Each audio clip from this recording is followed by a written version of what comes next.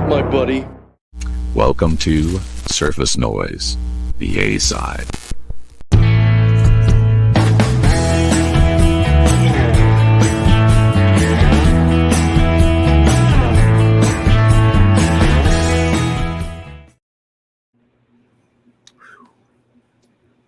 Smooth-ish. Sliding into second. All right, we'll let the room fill up. We got Jose literally broke huge news in the geo-economic environment. We'll get into it in a second. I know everyone wants to hear about economic strife and port resolutions and all that kind of stuff. So we'll let the room fill up, but I'm glad everybody's here. Let's see the first few commenters before we get ripping and rolling. I see AZ Mick. Hello. Arguably one of the nicest people out there. I don't think I've ever seen AZ Mick say a crossword. Have you guys ever seen Mick say? I can't recall. Mick is always saying hello. Always good to see him. And then Cesar was the first. I mean, this guy was here before we even started. He was trying to get first in line, like it's first at the dinner table. So good to see you here. Oh, and this guy, arguably one of the sexiest men in Canada, right after Alan Thicke, rest in peace. This is Rob, Northern Revolutions. Good to see you, sir. Good to see you. Oh, and this guy spins vinyl. I don't know if you've heard of him. He's a whatnot supernova of record distribution. So good to see you. And then this guy, Kendall, who Steve Carlson will get into the knows. Kendall, I'll be seeing you tomorrow. Kendall has volunteered to show for me around the Charlotte, North Carolina area. So he may be dumping my body somewhere. So this may be the last time you see me, but just know that are you going to the Dylan thing? I am. That's right. Right, I'm getting on a silver bird and we're flying out and we're gonna see what's going on. Originally the plan was we have a mutual friend and I made a deal with this mutual friend of Dylan and mine that on the 5-year anniversary we'd both go because he hasn't been to Dylan's shop. Unfortunately, work stuff got in the way for him, so I'm going solo from the MO, but it should be fun. I saw the flip video. I'm going more for the camaraderie and, get the fun T-shirt and that sort of thing. So, anywho, tons of great people there. Tons of great people down there. Well, I think your man, the Zonk Man, is going to be there. I saw him comment somewhere, so I'm looking for. Is that the Zonk Man? I've never. Yeah. So that should be exciting. So and then Kendall and. Right. VC Ambassador, I think, is one of your guys, Steve. So it's Steve. Again, if my body goes missing, we know who to blame, right? Yes. All right. Well, this is Surface Noise. If you couldn't tell, now you know. Some familiar faces and a new face to this program that I'm excited about. A podcast super duper star, and we're going to get into it in a second. Let's go through the introductions in case you don't know. If this is your first time, I'm Concert Buddy at the ones and twos. If you couldn't tell, we are celebrating the port strike resolution. Jose Moreno Ron did his best. Tom Brokaw broke the news before he went to air that they've found a resolution. So I'll be curious to see if Vinyl Me Please retracts their statement about not being able to ship things for the foreseeable. But we'll get into that. So familiar faces first, and then we'll lean into our special guest. You know this guy. He's been ruffling some Vinyl Me Please feathers lately. We'll talk about that in the freestyle. His name and the channel, first of all, is Fidelios_frequency. His name is Arnaldo. What is the good word, sir? Not much. Just holding my breath for those port workers strike so that I can get my Vinyl Me Please shipment. Well, the domino has fallen, my friend. So we'll see what happens. And then the most controversial figure in the vinyl community, depends where you go and who you know. It's Jason Rojas. Jason, how are you? Thanks for having me back, Concert Buddy. Let me just share Pitbull right here with a bear. Oh my gosh, you got to make you big. Whenever you can see Pitbull is this at Bucky's? Is this at Walmart? Here's a guy waiting in line for RSD. Casual. Look at this guy. It's like, hey, do you got that bear picture disc? Like, what? How big do you want that record? This big? Oh, man. Wow. Well, it looks like Walmart. It is Walmart. Whenever you He can was get like, an international superstar. Do you know, he was like like basically, do you have any Pitbull records at Walmart? They were like, no. Did you saw a guy taking this many records out of Walmart? Oh, and then that jokester, that funny guy. I think Jose Moreno. Ron, where are you right now? Are you in a horror movie? Where are you right now? Yes, it's Halloween, so you know. The calendar did change. So Jose, if there is somebody trying to break down your door with an axe, let us know. Feel free to get off of the stream. It's nothing more important in your life. No, I just hate normal lighting. It's and I change this room every 2 days, so it's just I'm trying to make this my listening room, new part of the house. Okay. So 0% done, but brought one of the big fuckers outside. I brought it here for all the records, and I'm gonna fill it up, I guess. All right. Well, if you're wondering if Jose could be a part-time vampire, I think you know the answer. We're doing this at night, so figure it out. And then, man, I'm excited. We've got a guest, and not just any guest. This guy is a podcast super duper star. From the podcast, Two Guys Talking About Records with Jim Gleason, owner of Radio Wasteland. It is the mayor, and this is the name I gave him, the mayor of the vinyl community, Steve Carlson. Steve, welcome to Surface Noise. How are you? Fantastic, because I don't watch many podcasts because you have to keep my attention for over an hour, and that's that's very difficult to do. But I do watch this one. Oh, You guys do pretty good on sticking with stuff. So yeah, you're the one I watch. Steve, So excited to be here. Excellent. And the check is in the mail for that excellent plug. And I'm already off of my sound effects. So thank you for the wonderful plug. Now real quick plug for Steve. Steve obviously is a YouTube superstar. And if you've never seen his channel on YouTube, the podcast, you can find it on, I think you're everywhere now, right? You're on Apple, Spotify, you got full distro, right? Yep. iHeart, Facebook, YouTube. Yep. Beautiful. So if you have a choice in podcast and you've already listened to Surface Noise or anything else on Vinyl Community Podcast, I encourage you to jump on over to guys. And it comes out Sundays, right? You guys drop stuff on Sundays? It does. Yeah. Yep. It comes out Sunday evening whenever Jim gets it edited. I just go on and talk, and Jim does all the work. So yeah, it's real nice. That's right. Jim is the talent. Jim is the worker bee, and Steve is the talent. He is the face that runs the place. If you couldn't tell. There we go. Yeah. Awesome. Well, good stuff. Good stuff.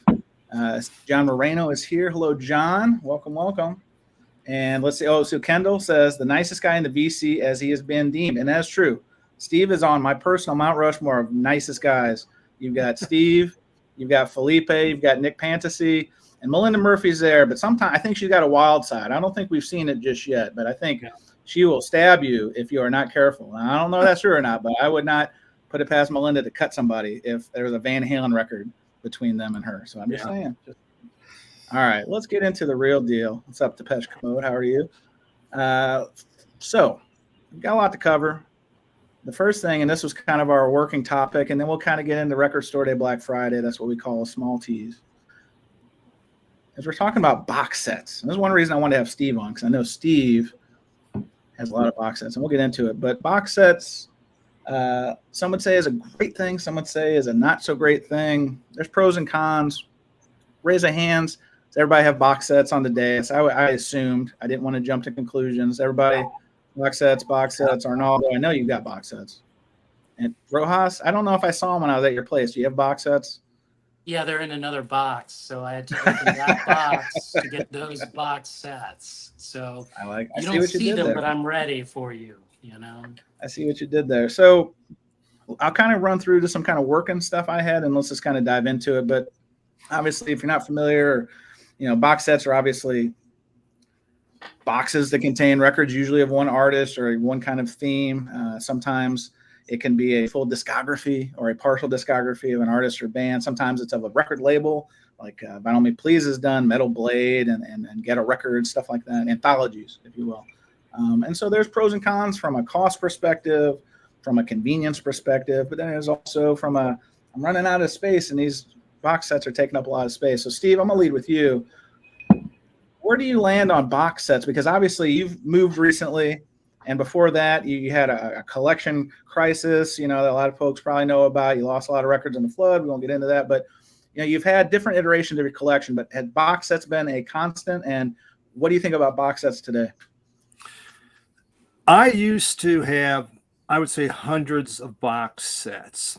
Now, most of them were CD box sets. For those that were in Columbia Record Club in the 90s and the aughts, every year they would have in November the half price box set sale. And they would take all their box sets and throw them out half price. And I saved up all year for that. And I would just buy buttloads of them. And I loved them. And, they were really cool. I mean, there's some great stuff that came out. But after the whole flood, as I'm rebuilding, it's like, okay, I don't have as much room as I'm not going back to those two very large rooms I have. I've got a smaller collection. And I had to start, I really rethought box sets and a couple of things. First, they put in all these cool extras and there's neat, but how often do I ever go back and play them? Wow. Okay. So we have this special, it was one of their, the first times they got together and they played, these demos. I just don't go back to play it. I got other records to do. The other part, just the amount of room. But there was some stuff, I'll like the band. The band had a box set because I got their whole discography. Clutch came out of box set. I got their whole discography. So certain bands, I would do that to collect it all. But otherwise, my favorite box sets, but I haven't brought them back, were those ones from Third Man Records, the Paramount box sets. They came in that one was in a metal case and the other one was in the wooden crate. God, those were cool. But how often did I listen to it? It looks cool. Anybody come over? Hey, look at this. But I just, how often are you into, say, God, tonight I want some 1910 blues going on because I want to jam. Didn't happen.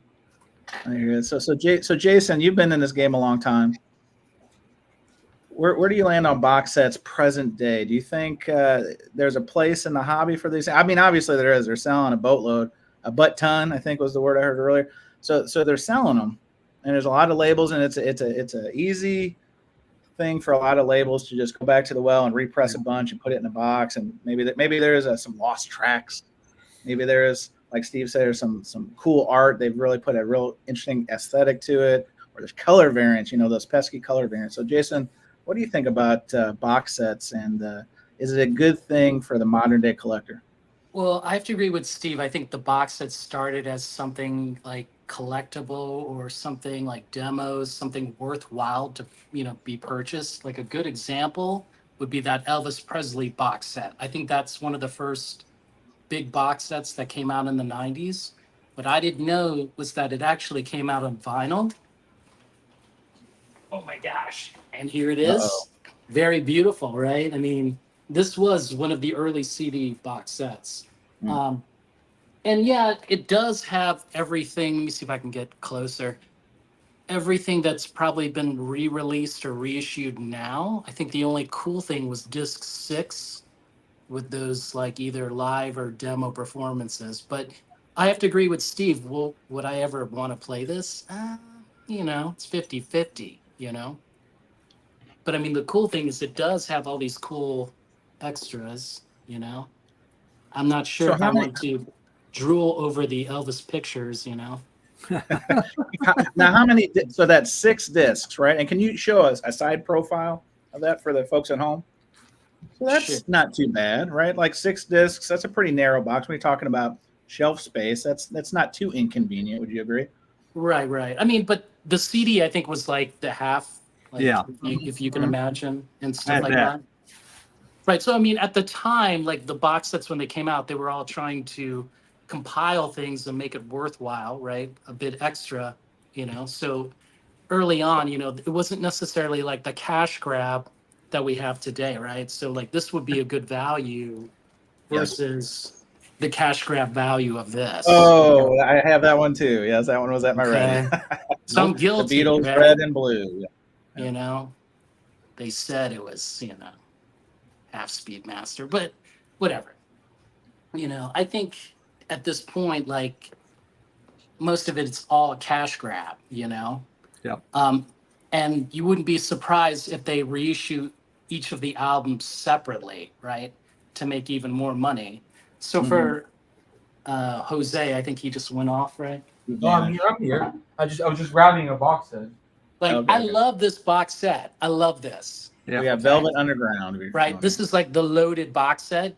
The problem is, I think for the Rock October, they're releasing one of the albums from the box set, and these were all like numbered and limited. So I fell for the trap, you see, the Rhino trap, So eventually they will release everything from here, Yes. and this isn't going to be worth it unless you love like that holographic, whatever. Well, it's not holographic. Yeah, it looks it's slick. pretty, But you raise a good point about Rhino. So was a year before last, Rhino did a Stevie Nicks box set. I got it for my wife. She's a big Stevie Nicks fan. They had 2 albums that had never been on vinyl before. Lost in Shangri-La, I think was one of them. I'm not a Stevie person, so I don't know the names. But 2 albums had only been on CD before. So this was the advertised at the time as the only way to get these on vinyl. So, of course, goodbye $200 or whatever it was. Here comes a box set. Wife's happy. It's a great Christmas. Jason, to your point, less than 9 months later, or whatever it is, here's Rocktober, and here are those 2 albums now available by themselves. Maybe they're not clear vinyl or whatever the bells and whistles were, but to your point, funny how they just magically are no longer exclusive after 6, 9, 12 months. But you got a box, Chance. That's cool. Look. Fair enough. So Arnaldo, obviously in New York, I'm not trying to dox you, but you've said on this program before you're in New York.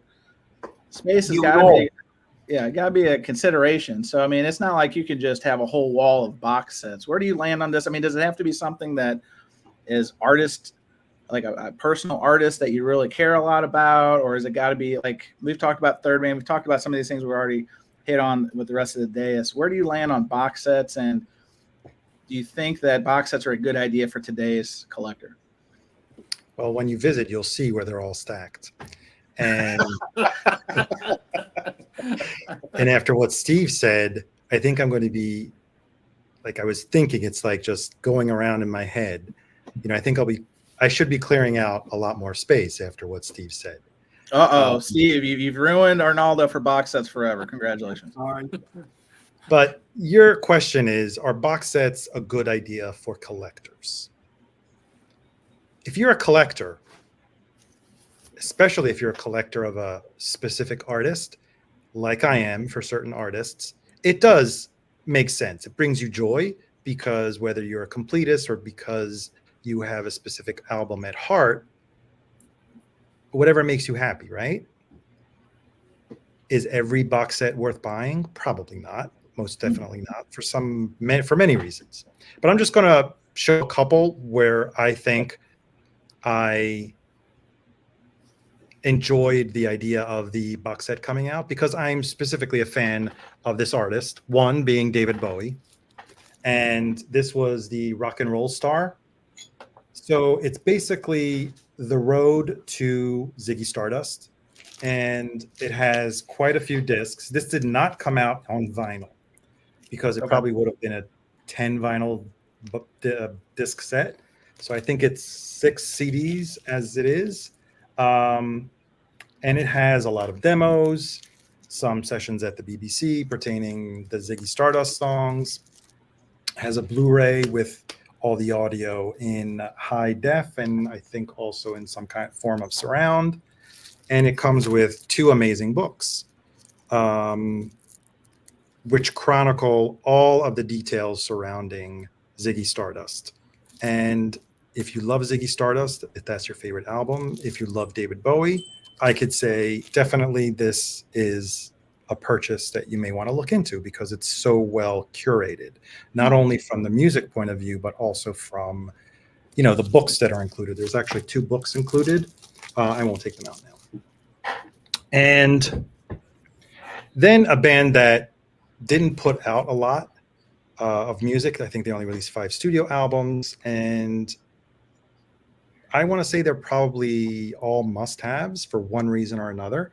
And I actually hesitated to buy this one. I streamed it first, and I actually found out that the demos and the alternate versions on the Police's Synchronicity box set are fantastic. There is actually also a live show included, and the live show is phenomenal. Hence why I decided to pull the trigger at a nice sale price on Amazon, because I love this album, and all of the additional material in this box set is definitely worthwhile. I chose a CD because there's more content on the CD. The vinyl box set, I think, has 4 albums, whereas this has, I think, 6 discs. Yeah, here it is. Okay. So, and that's for the collectors, right? And then we have the completists that all in one swoop want to buy everything that an artist put out. And the Kinks box set is a little jewel, all in mono, all analog, remastered by Jason's favorite mastering engineer. And they sound fantastic. So, and although there may be some new people to the program, can you let people in on Jason's Kevin Gray did the mastering on this box set. Kevin Gray, Gray, Kevin Gray. And for those of you that care about the collectability of certain items, this is a very collectible item. They only did one run, kind of like the Beatles in mono. And I believe that the individual albums were released separately after. And I should know this because they're actually distributed by BMG. I'm not sure that the single albums are still in print. I know. You have time for 2 more? Yeah, flip them up. Let's go. Okay. So I've told you guys how much I love David Sylvian. I already have everything by David Sylvian, but this, if you know how David Sylvian curates everything regarding everything he's released, the book alone is probably worth the purchase of the admission. He's been a stickler for artwork and loves, putting a lot of beautiful images and, chronicling perfectly his, probably didn't pick the most representative picture, of his output. So, yeah, this has most of his later material when he had his own label. Yeah, so I'm a fan again, and that's why I justify the purchase of a box set. This was only released on CD, hence why it's a CD box set. Got it. And one more, last but not least, this will be a very quick one because I can't hold it up for too long because it's massive. Prince's Sign of the Times. Wow, yeah. This has so much unreleased material. If you're a Prince fan, if you're a casual Prince fan, probably not. You're not getting, what is it? I think it's a 10 LP set. I think it is, right? Yeah. But it has so much unreleased materials. Sting had so much stuff in the, Prince had so much stuff in the vaults that maybe at one point it'll all see the light of day. But so for now, the estate is giving us these mega box sets one at a time. Mega box. What's that? I just like the word mega box set. Well, yeah, when you're talking about, I don't know, I forgot how many there are in here. There's probably like, yeah, it looks mad. I remember seeing that at the store. there are 13 albums in here. So. Wow. Yes, that's why. And that's it. No, shut up.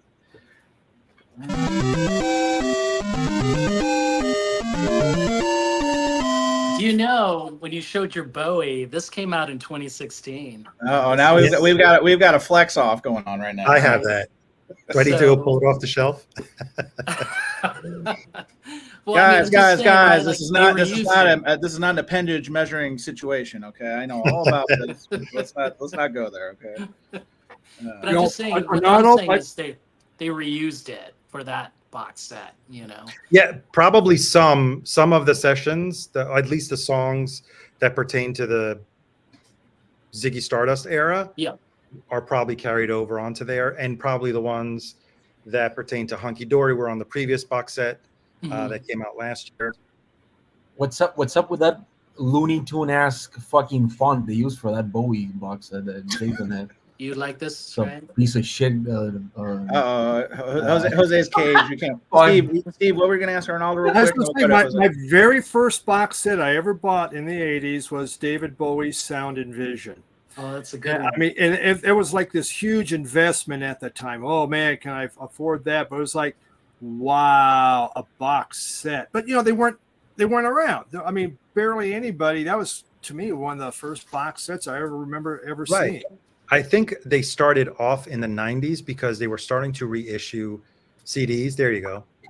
They were is it a reissuing CDs, and the initial concept of the box set on the CD was to compile their how do you say it, the entire discography into like chronicling like a history and an expanded best of. That's where all those Elvis came from.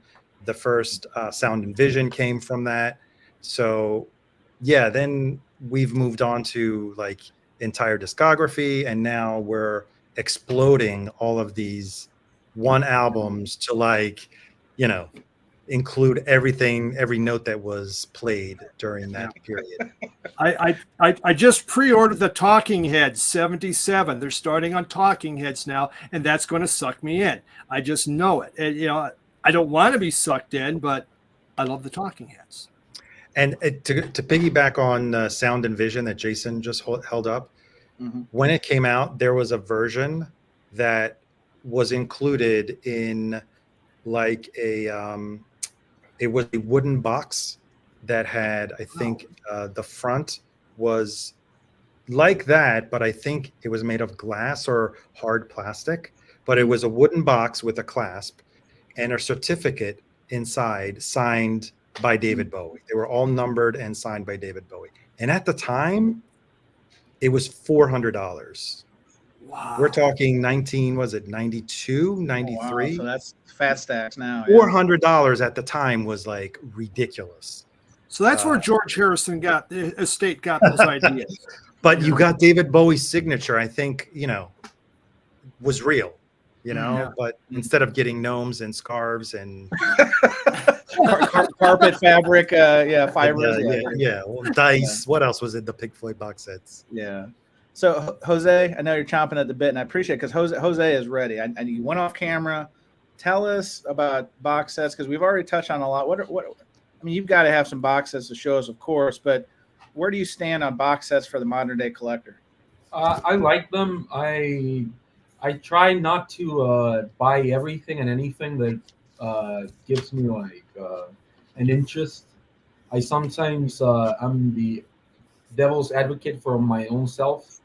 So most of the times I end up not getting the box set, especially when they're like discographies or stuff like that. It depends on how rare the records are. If I like what they're doing, if I already have some, I'm not gonna buy them. If I only have I'm missing out like 2 or 3, I'm not gonna buy them. But I'll show you some of my favorites. Okay. Right. So this came out like 2 years ago or something like that. So this is the UK band called Nirvana, not to be confused with the the guy that X'd himself, but this beautiful UK band that I love. It's a very hard to get band in any format, and it has not been like reissued. Well, some records are being reissued now, but it hadn't been. And it came with a nice booklet and all the records. Actually, they're all analog except 2 records.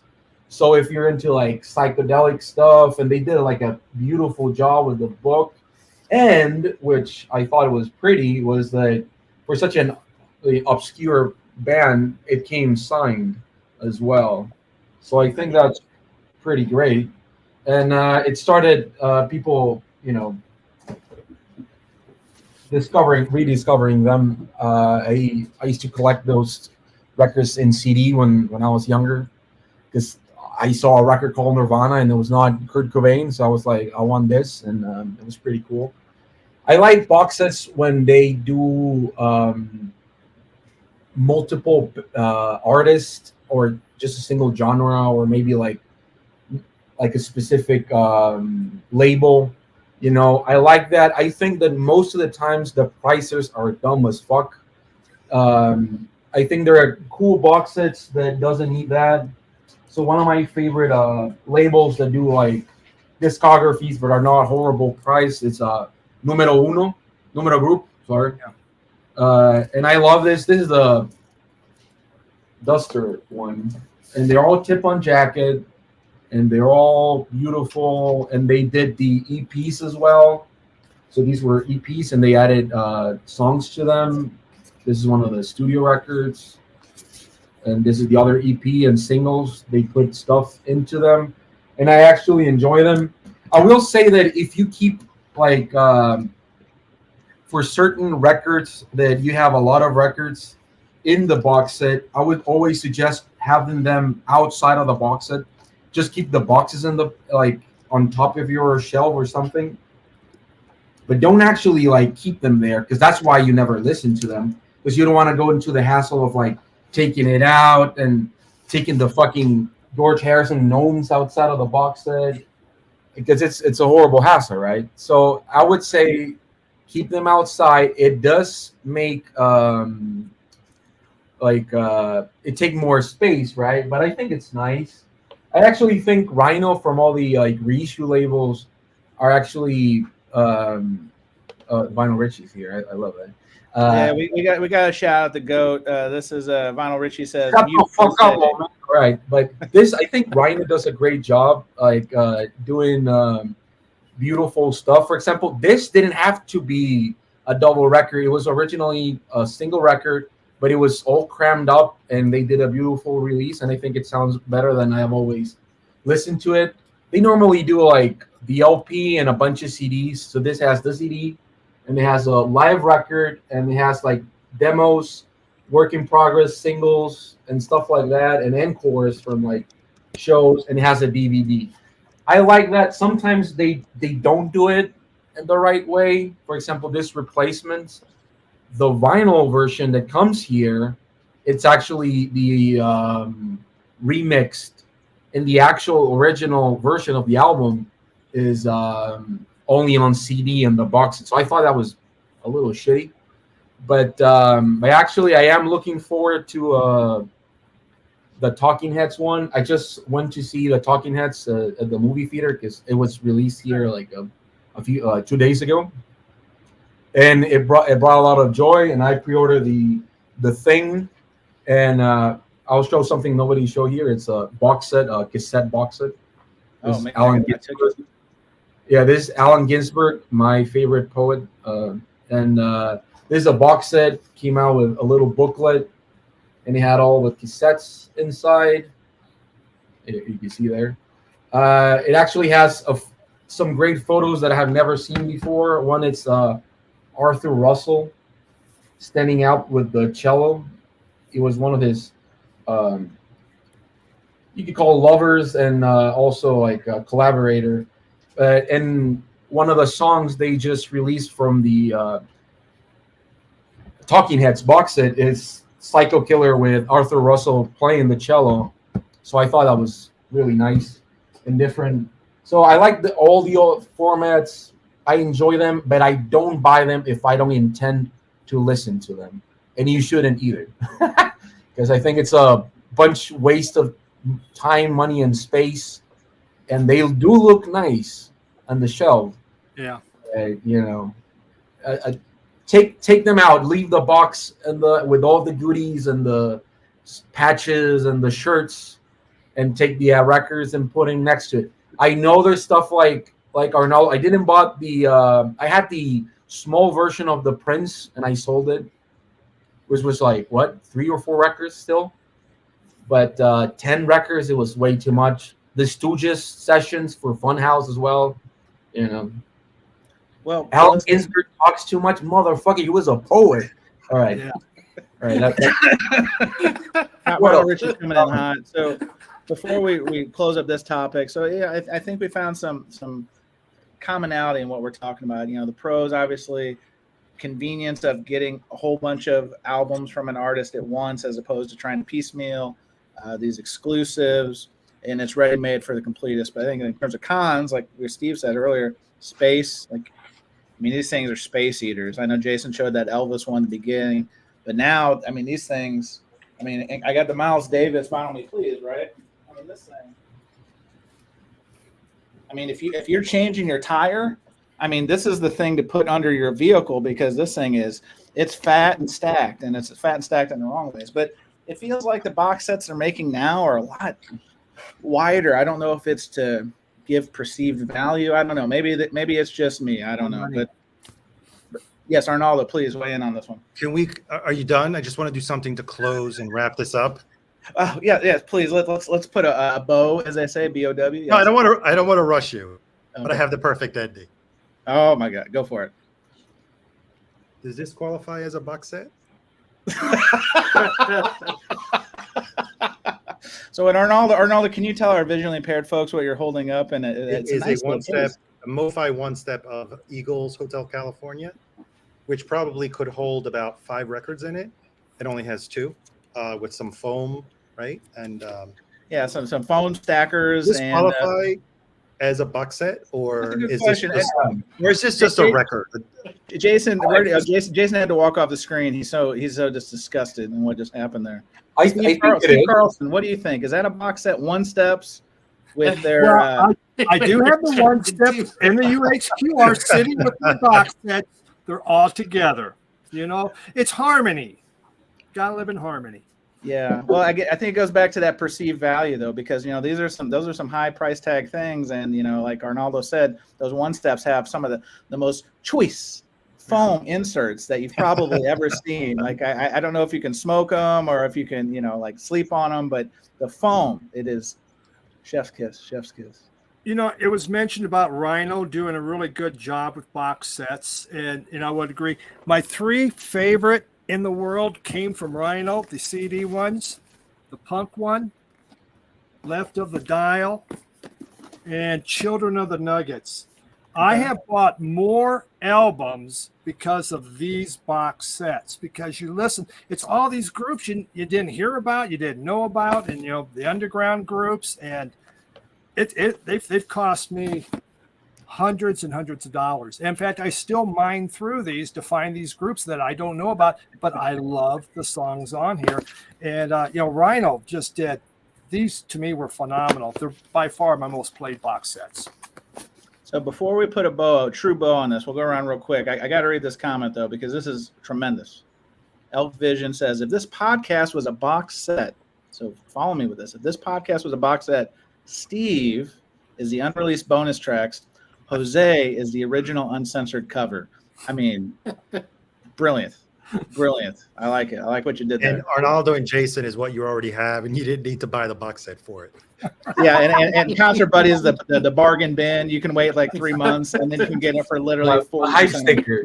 You're the hype sticker. I'm the hype sticker. Good call, Jose. I will say that there are great labels that only release box sets. I just want to say that shout out to the now almost dying Vinyl on Demand, which is one of the greatest labels out there for reissuing.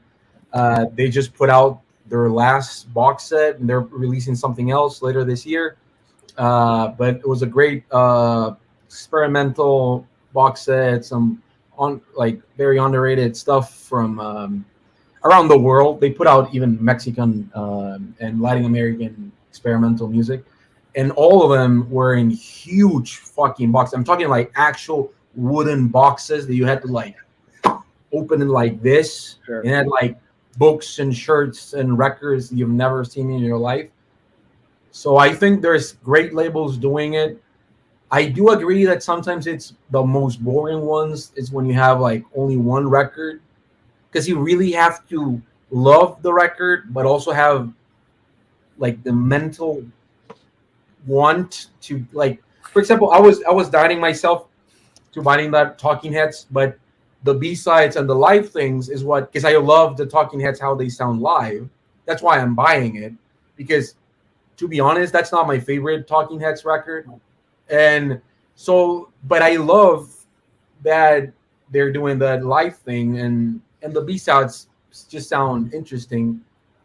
But yeah, for when it's only one thing, like for example that Prince, you really have to fucking want to dig into that, because I would probably like, even for me that I love the Stooges, I don't know if the Funhouse sessions I would have listened to it more than once. You know. Well, the difference between the Prince and the other box sets, Prince's box set has so many unreleased tracks. We're not talking about different versions, not talking about demos. There are a plethora of stuff, of songs that were never released. So Yeah. I think From the vaults. from the vault. Right. I hope that since I know everybody knows that now, but Pink Floyd just sold their Image, Likelihood. Pink Floyd, if I could have all members that are still alive in front of me, I would like slap me in the fucking head. Oh my God! Hang on. We don't talk anyone around here. Because I think that all of them, because they hate each other so much, they're one of the most bootlegged bands ever, and they never fucking released anything. Even when they did the Dark Side of the Moon live thing, there were still like other tracks from that show, like a huge version of Echoes that they didn't release. So I hope by doing this, they start doing like bootleg sessions and stuff like that, and they finally release Live at Pompeii.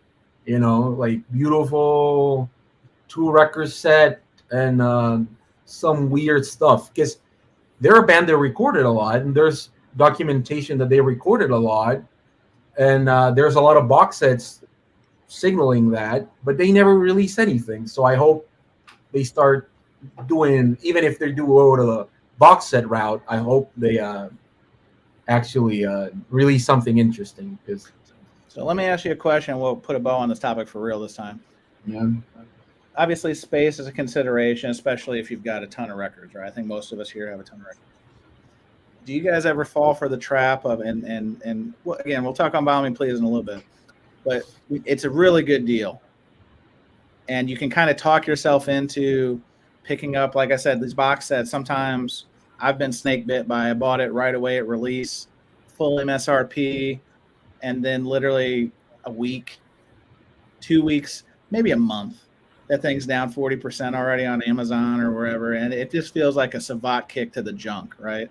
So do any of you guys get caught up in the pricing thing to almost kind of talk it like you like it, but you don't like it at the price, but then all of a sudden it's discounted and you're like, then you kind of talk yourself into it. Steve, I saw you laughing there. Do you find yourself in this folly sometimes?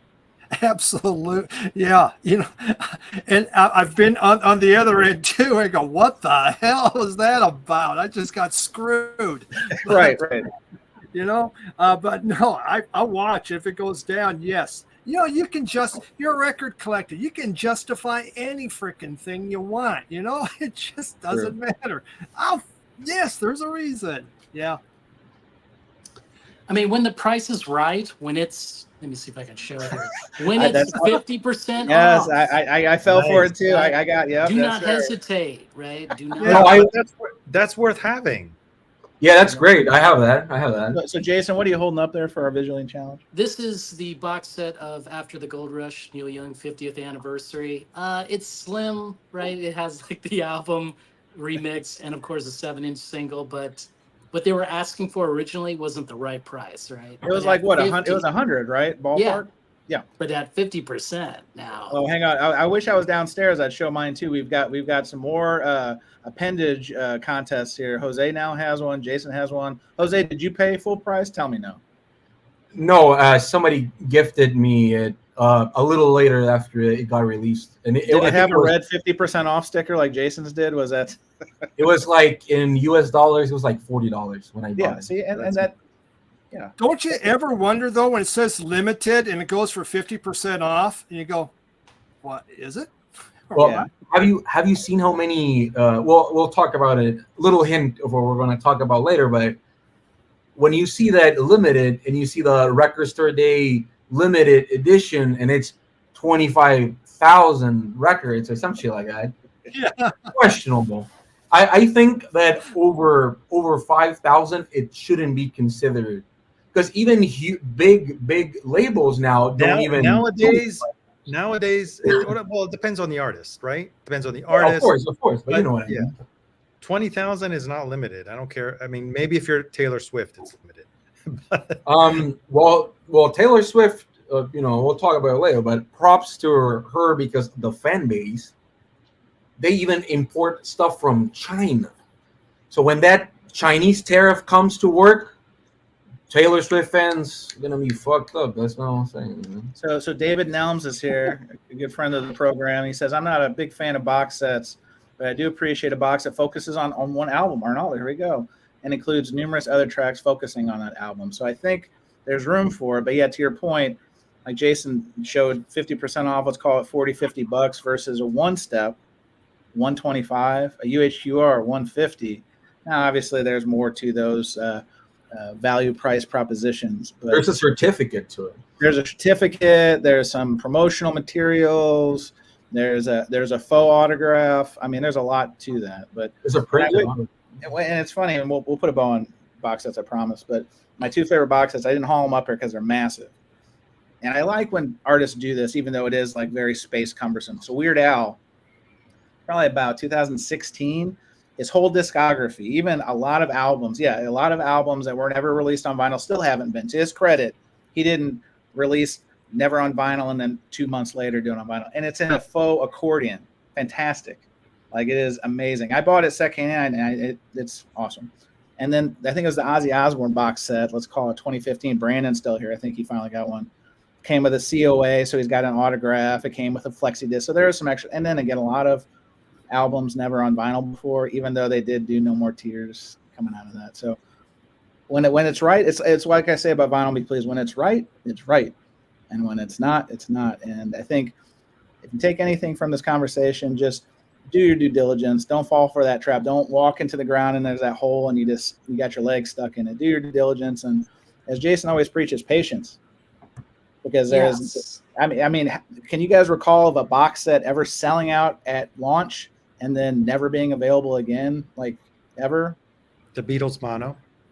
Well, but they were selling it at Costco at the time. Had you had but they did that run and that's it.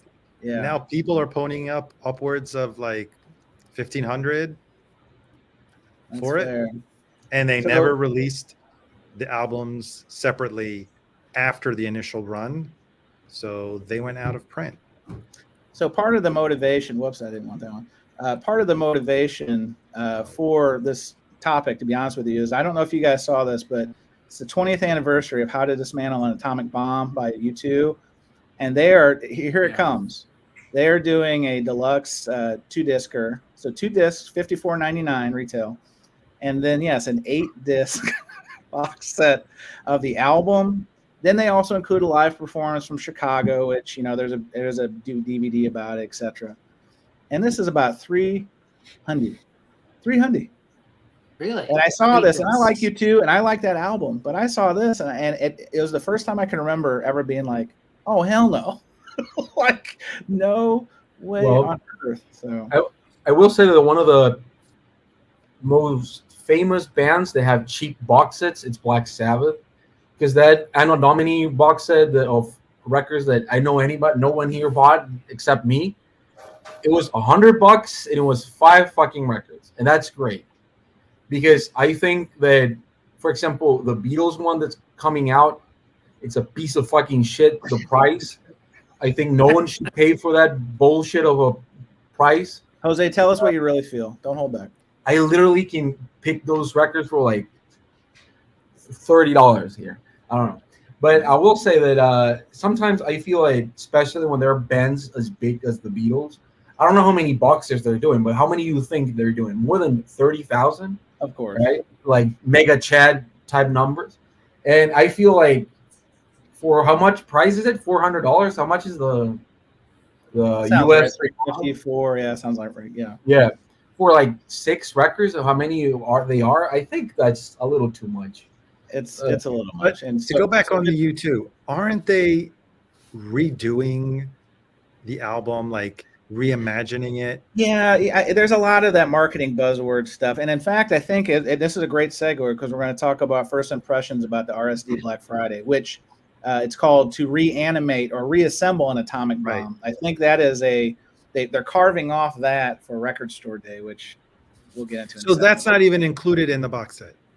I don't believe so. Again, I saw the price, I saw a couple of the things, and the value price proposition just did not hit me. So. Real quick, we'll transition here. Michael Nolan, last word on this topic. He said, I just took delivery of the Revolver box set. That will be my last one. Well, after I get the White Album in Abbey Road and Let It Be, etc. So this spoken like a true record collector, Michael. I mean, if you're going to make a box set, make it worthwhile, right? That's the point. So this is the Smile, the Beach Boys box set. And I know you can't see it, but this is like a window right here. And then there's the characters. It's fun. This is great, you know. Can you Look how open big that? this is. Like, Can this you is- open that? I don't have the one that you can open, but All right. the one that you could open has a light switch, and then you turn it on, and then Oh, nice. when the lights come on. That one's worth a lot of money. How many records is that? I think it was only 2 records and 6 CDs, I think, or 8 CDs. So That's a like lot. this- Actually, Yeah, this was like a mega box set, you know. mega box. There's the word again, huh? There's the word again. Huh? Mega, not MAGA, mega. Let's be clear. Yeah, no, yeah. Let's not go there. All right. Because So I think these are the non-mega, right? yeah, if there's an might be opposite word for mega, I think Arnaldo just held up a great example of that. All right, so we beat up box sets enough. I think it was a good conversation, guys. Now, second part for the pod, and we'll run over a little bit because this is kind of breaking news. I don't have the DD, but the Record Store Day Black Friday 2024 list came out yesterday. And I don't want to say what I'm going to say. I'll let everybody kind of speak on it first. We're not going to get deep on it. We'll do that in a future show, I'm sure. But the question that first came to mind is the juice worth the squeeze. So Arnaldo, I'll start with you this time. You saw the list. I'm sure you got the alert. You instantly stopped whatever you're doing because this is a world-changing announcement. And you comb through the list. You're just so excited. You're frothing. You've got a little froth going on at the corners of your mouth. Where did this list land for you? Worse than last year. Oh no! Oh wow! Oh no, Worse Arnaldo, than that was Black not the Friday answer. list. Are you comparing to Black Friday's records Black today, or Friday. just Black Friday. Oh, so you're I don't going even bell to bell, Black Friday to Black Friday. Okay. Well, all right. actually, yeah. Well, last year I only picked up one record. Probably a month later, or maybe maybe I got a couple records. I don't and that's remember what I'm getting this year. I don't know. There's a lot of live stuff, a lot of colored, a lot of picture, a lot of I don't know. Well, Steve, And here's the interesting thing. Oh, You know, sorry, go I ahead. got the Beatles mini turntable that came Oh with yeah, with the sucker. case, and it came with like the 5 3-inch vinyl thingies. Yes. It's more of a collector piece. And I'm reading the release of the 3-inch that is coming out, right? Because they're doing one. And it says it includes also a carrying case. Are they ridiculous that now I'm going to have another carrying case for just one record?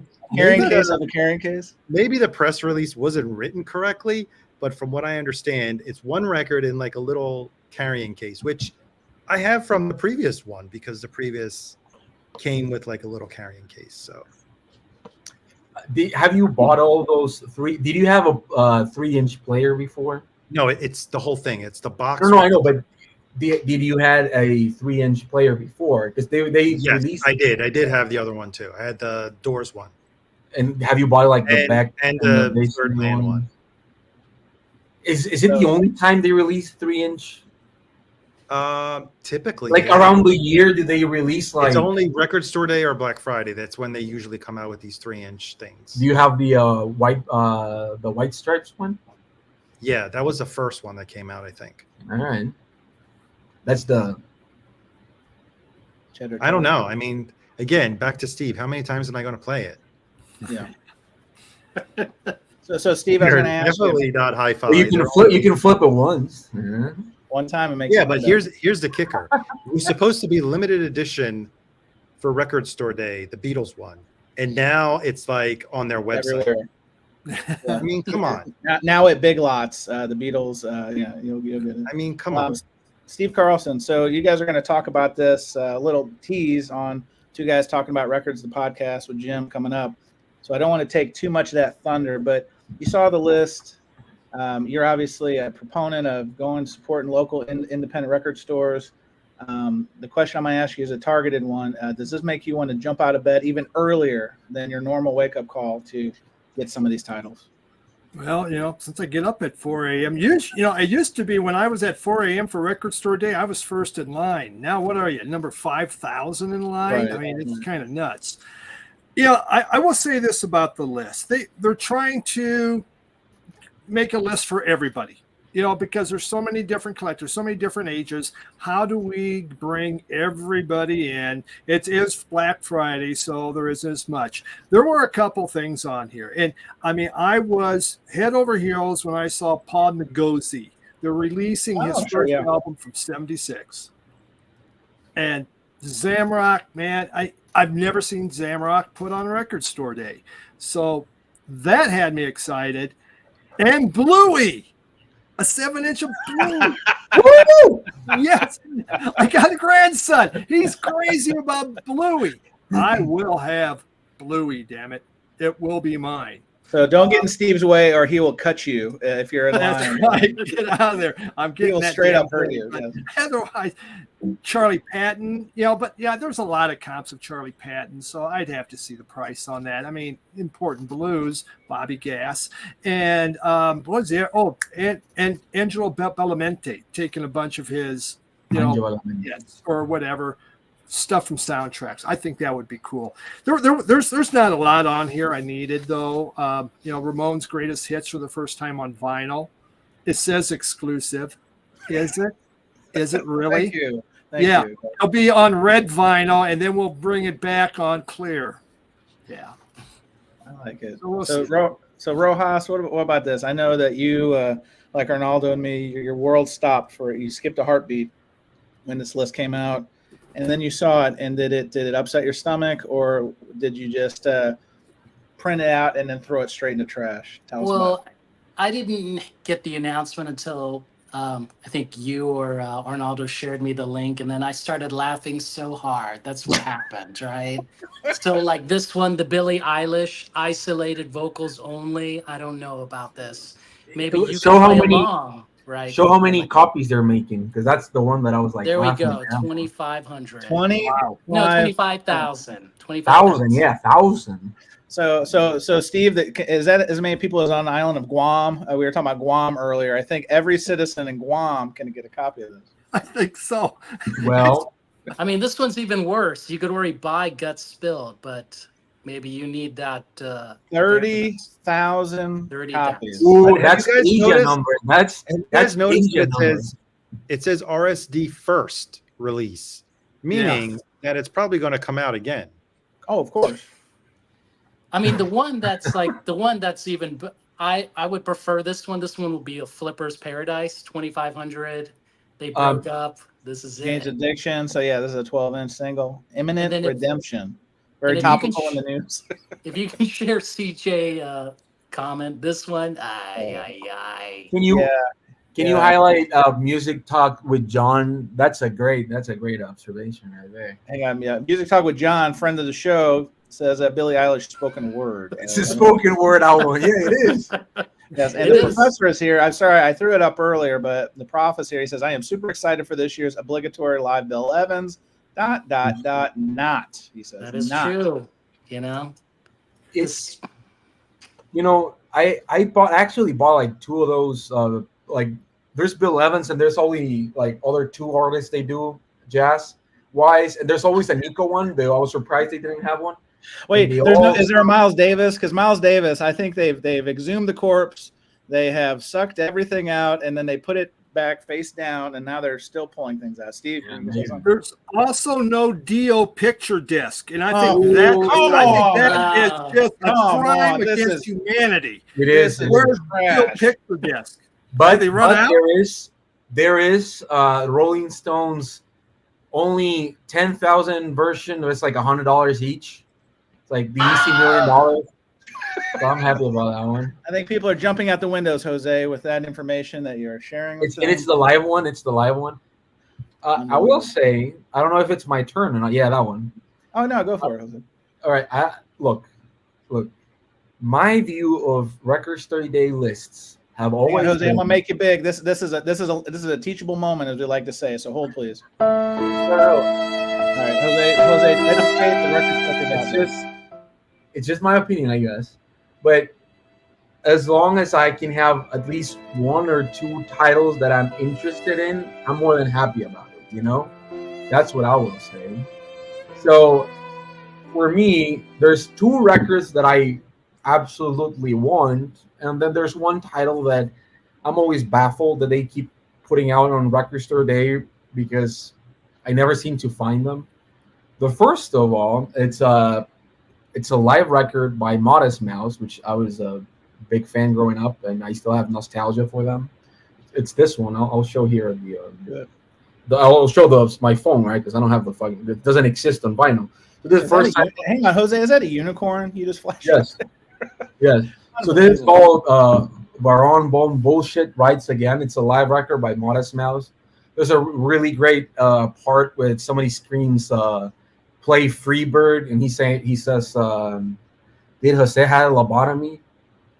No, Jose, are you taking strays on this? Vinyl Richie is relentless on the Jose. Well, fucking been day drinking since like 1 o'clock. So, anyways, what I will say is I'm happy they're releasing it. There's somebody made like a late bootleg of that, and it sells for more than $200. So I'm happy that they're releasing like officially, and I'm happy about that one. The Scarlett Johansson one that nobody wants except me. That was going to be released. Now, Jose, that's not true. Her parents are excited to pick this up. It's the first time on vinyl, I believe. Second time. Second time on vinyl, and her husband, Colin Jost, I believe, will be first in line at was it Academy Records in New York? I think he's going to be there. So get an autograph if you can. But is it really happening this time? Wasn't it? Yeah. It is for like Record Store Day in April. Well, it's a good record. It's very like it's Tom Waits covers, and it's only Tom Waits covers, and she did it back in I don't remember when it was 2002, 2005, something like that. And I think it's very pretty. It's very poppy, lo-fi-ish. She was not that famous. I mean, she was, but not as after the Marvel stuff and everything. So she's a good singer. She was even nominated for an Oscar once for a documentary song she did with what's the violinist name? I forget. Chris Bell? I don't know. But I think it's pretty good. There's a song record that they've been putting out, Record Store Day releases for a little while. This is the one they're putting out. It's called the Black One. There's a white one, and then this is the black one. Some 3 titles that I won.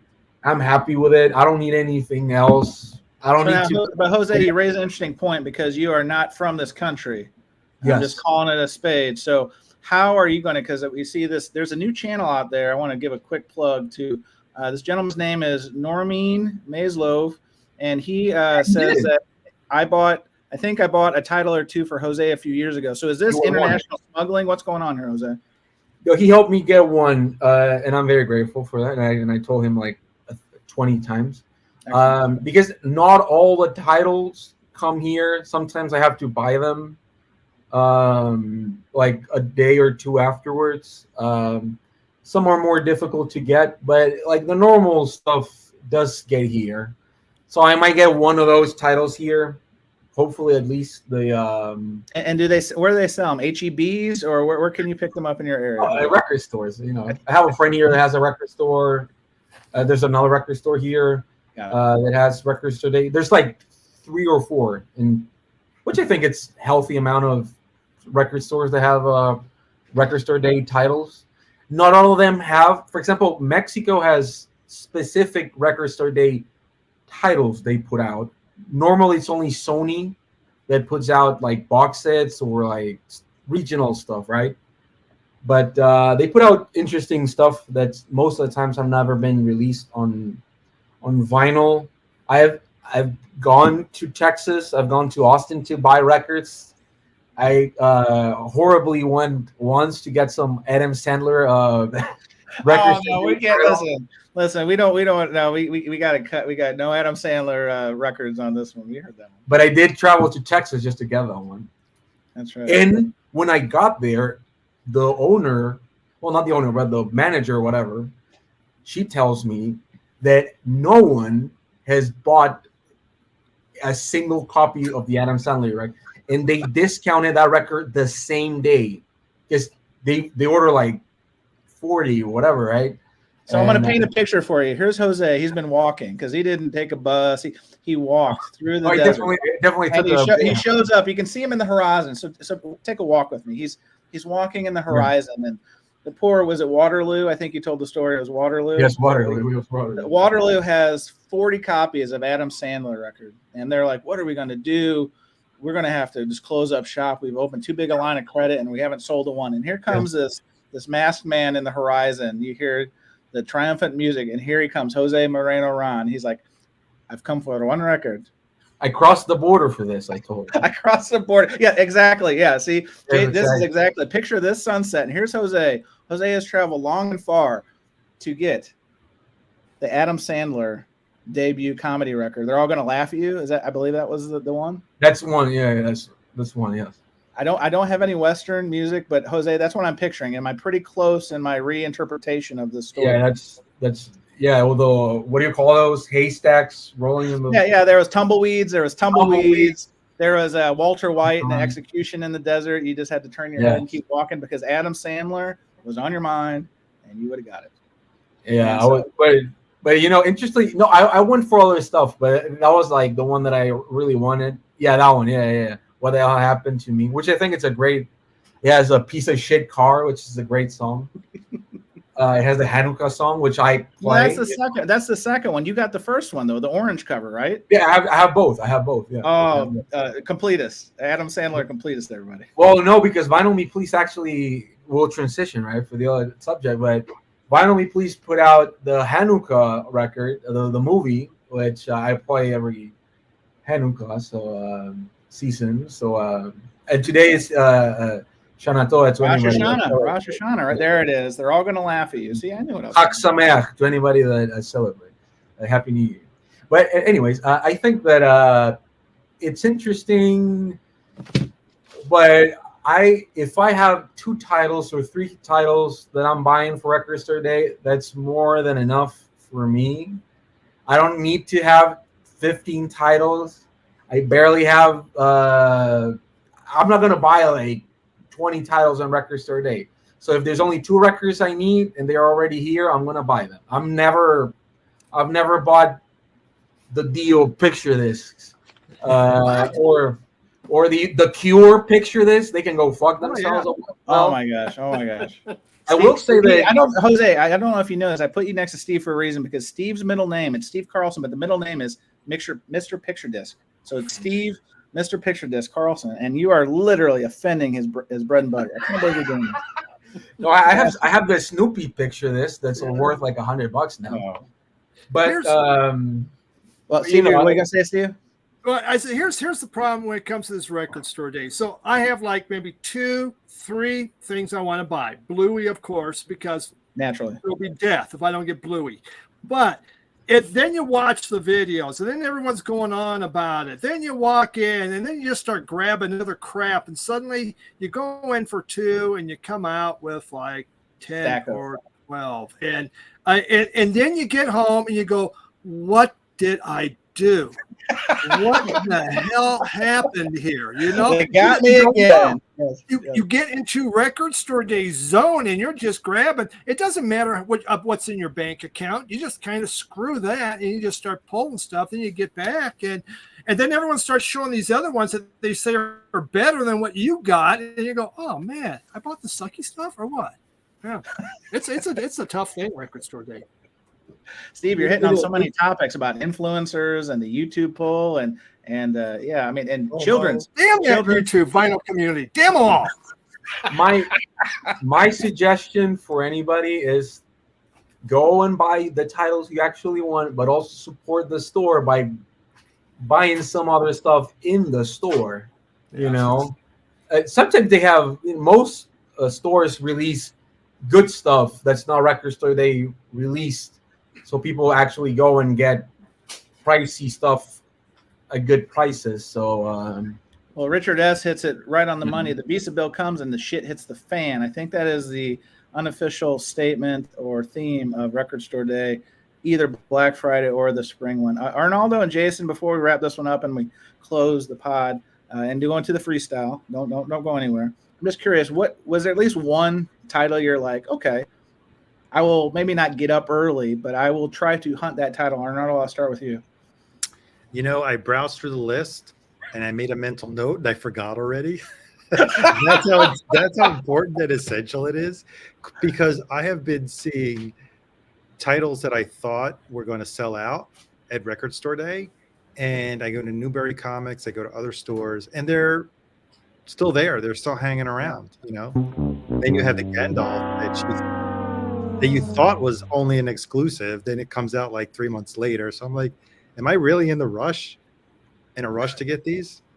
Good point. And Jason Rojas, please tell us, for the sake of all Record Store Day collaborators, curators, and NEaters, was there one title you're like, yeah, I'll probably grab that one? Maybe, just maybe. Wait a second. Just maybe. Wait a second. What are we is showing? that a 10-inch? Bill Collins, live from the board, 10-inch EP, Rhino, It's a 10-inch?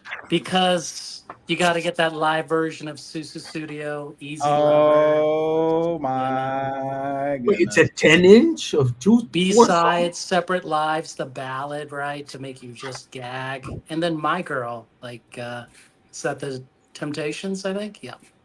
Wow. I mean, I don't think they've made enough, Jason. I'm worried that 3,000 is holy Santa Claus shit. That's right, Ron Burgundy. I can't believe that they've done this. Unbelievable. There you go. Well, Jason, I hope you get it. I truly, truly, truly hope that either you plan accordingly or you just get to the right store, because there's going to be a lot of competition. I think Richard G's, what a waste of a 10-inch.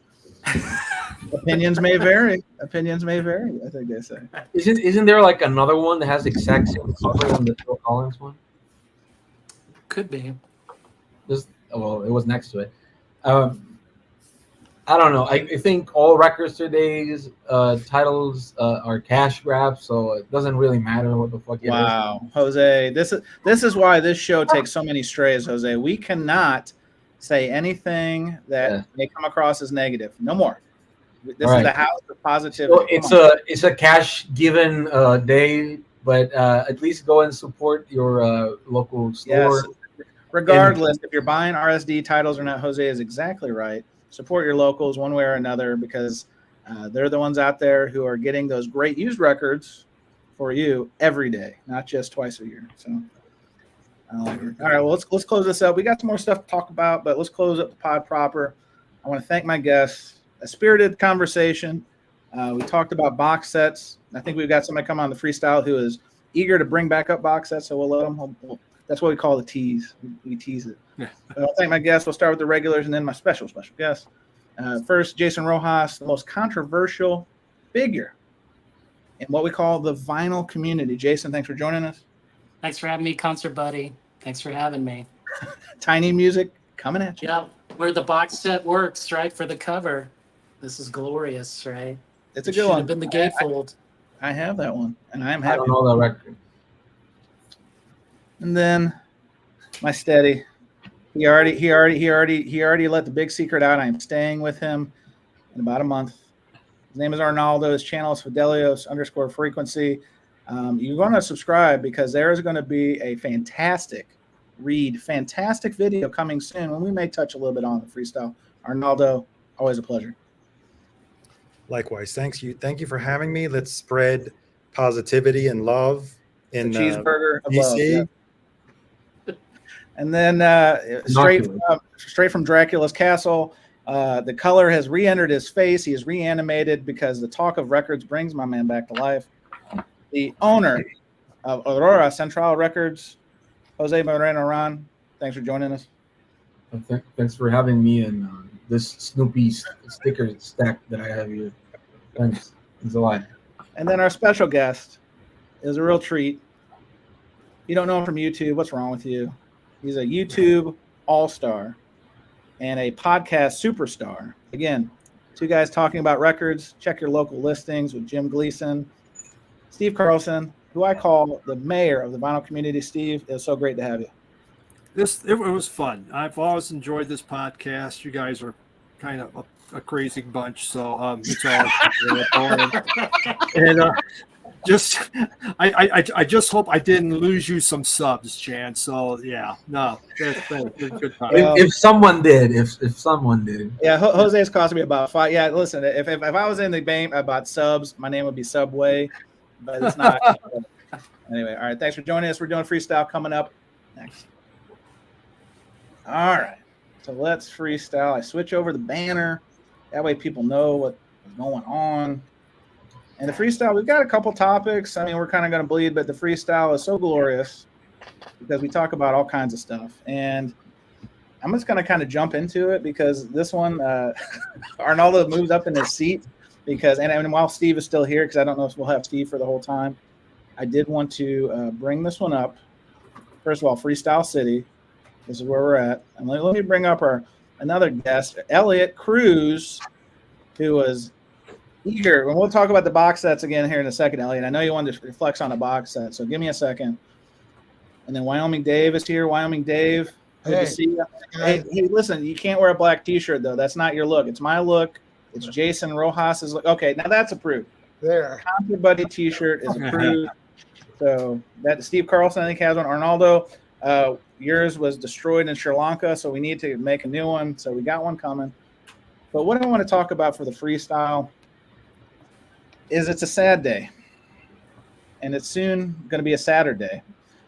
Not Saturday as in day of the week. I see what you did there, Wyoming Dave. You thought I was going to say something else. But and guys, I would be remiss because I need to do this properly because this is a one of those times when you're going to remember where you were the day, the moment, and the hour that Arnaldo broke up with Vinyl Me Please. So Arnaldo, we've been taking some strays on this topic, and I don't want to get into it or the crazy people emails or that kind of stuff, because I do like the people who are not happy with this. But tell us what led you to this point to break up with a vinyl subscription service that you've been with since, 2017? Yeah. All right, so I'm making you big. And then Steve Carlson, I would love your thoughts on this topic because it's a powerful topic. All right, so Arnaldo. Well, yeah, like you said, Chance, over the last 2 years on my channel, I have been making monthly videos on all of the record of the month releases. And yes, I want to say almost 95% of the time I had fantastic things to say about it, right? I did have an issue with some of the booklets. Of course. That left a little bit to be desired in the art department, right? And would warp occasional records. But overall, I was a member for 7 years. If I didn't enjoy the subscription service and I didn't find that I was getting something for it, I probably would not have stayed that long. So why am I breaking up with Vinyl Me Please? First of all, I came to the realization that with the price hike, I really want to start choosing what I listen to instead. Actually, let's just be an active participant in my record buying rather than sit back and see what Vinyl Me Please offers me. And over the course of the 7 years, I learned about some new records, which was great. And I filled certain holes in my collection because certain artists came out with albums that I was actually looking to get. And He great said opportunity. filling holes. I want to be very clear. He said filling holes in the record collection. Please continue. Correct. And it worked really well for me. Now I've come to the point where I don't think it's worth it from a financial point of view. If you do the breakdown in terms of, in light of the new price hikes, what an album costs with the subscription, even with the annual subscription, I don't think it's worth it for me. And a couple of other things. The upcoming quarter, when they announced the releases in the upcoming quarter, out of the 3 tracks, so that's out of 12 albums, I think I was interested in only one of them. And there have been some other changes that we've talked about in terms of the executives, creative team. Sure. And I'm not so sure that the following quarter, which is the first quarter of 2025, that there'll be records that I'll be interested in. So for now, I'm saying goodbye. Actually, I already did say goodbye. Oh, and no. Yeah. Well, No.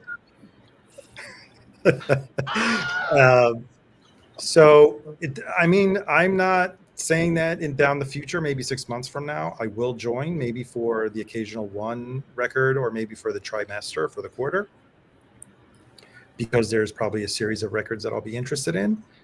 But overall, I think the long term, they've lost me as a long-term subscriber, like the yearly subscription. So I'm moving away from that, and I'm just going to sit and wait for a little bit. And yeah, that's it. So I think in summation, Arnaldo's saying, "Follow me, please. It's not you, it's me." And right. Yeah, because in fairness, and again, I would encourage you, if you haven't seen our top tier production of Is Vinyl Me Please Doomed, it's on the channel, Concert Buddy, Buddie. We hit on a lot of this, and I feel like, there was a little ha-ha, and there was a little bit of probably pointed commentary, but I was a member. Arnaldo was a member. Jason came in and out of it. Jose, I think, has had some titles. And Steve, I'd love to get your take on this in a second. So I think we would love for it to work out. We'd love for them to get their stuff together. Arnaldo? I'm not walking back what I said on previous streams. Sure. We had a laugh. I don't think what I said was in any way disparaging. There were critical comments. Criticism is hard, right? But when you're in a business of making records, or you're in a business of putting out videos on your YouTube channel, right? You're open to criticism. You're open to be judged by someone. There's going to be great things said, and there's going to be not so great things said. So I call it, as it is. I've praised them for so many years. I continue to say that they have done fantastic records. Go back on my channel and look at all the videos that I've made about them. But right now, there have been the last couple of months that have left a little bit to be desired. Should we show the Ramones record that took a month? Yeah, and so this is the last thing, and then we'll get to Steve, because I'd love to hear his take on this. Is Arnaldo has broken up with the club. He broke up prematurely. We won't get into all the details, but the last record, correct me if I'm wrong, came this month after the big Labor Day delay. They took off for Labor Day, and it really threw their shipping and processing group for a loop, delayed things for multiple weeks. So Arnaldo is excited for this Ramones Rocket the Russia title. He was bragging to me. He's like, "Chance, you quit the club too early." Nah. I was like, "Oh man, maybe I did." And so Arnaldo's on bated breath. And Arnaldo, can you please hang on? I'm going to make you big, and I'm going to hit you with the drum roll because. Well, actually, can I just add? I had both tracks. I had the Essentials and I had the rock track. And this month they both featured the Ramones. And I just totally flubbed that up. So Arnaldo, can you please describe what you're showing and sharing with the audience at home, please? For the visually impaired, it is a 3.5, maybe 3-inch seam split, like smack on the bottom of it. Because when I take it out of the very sturdy mailer, I'm always looking at the top seam split. because usually that's the one that usually gets damaged. So my Yep. first sigh of relief is, wow. top. And I flip it to the bottom, and here you go. Nice surprise, heart sinks. And I know you don't play. Yes, Stunty's going to tell me you don't play the record jacket. You don't play the jackets. Yes, but what? you pay for them. You pay for them. $44 to have a For tip-on what jacket. you're getting, That is a what you're gatefold, getting, there shouldn't be a right? same. Which is Thank you, different Elliot. from what the regular version is. I expect to get a 100% good record. Sorry if my expectations are very I high, agree with you. but you know, but it doesn't Was the stop record there, warped as well? because the rock selection also was a Ramones record. They did a twofer this month, and guess what? I got Too Tough to Die. I love this guy.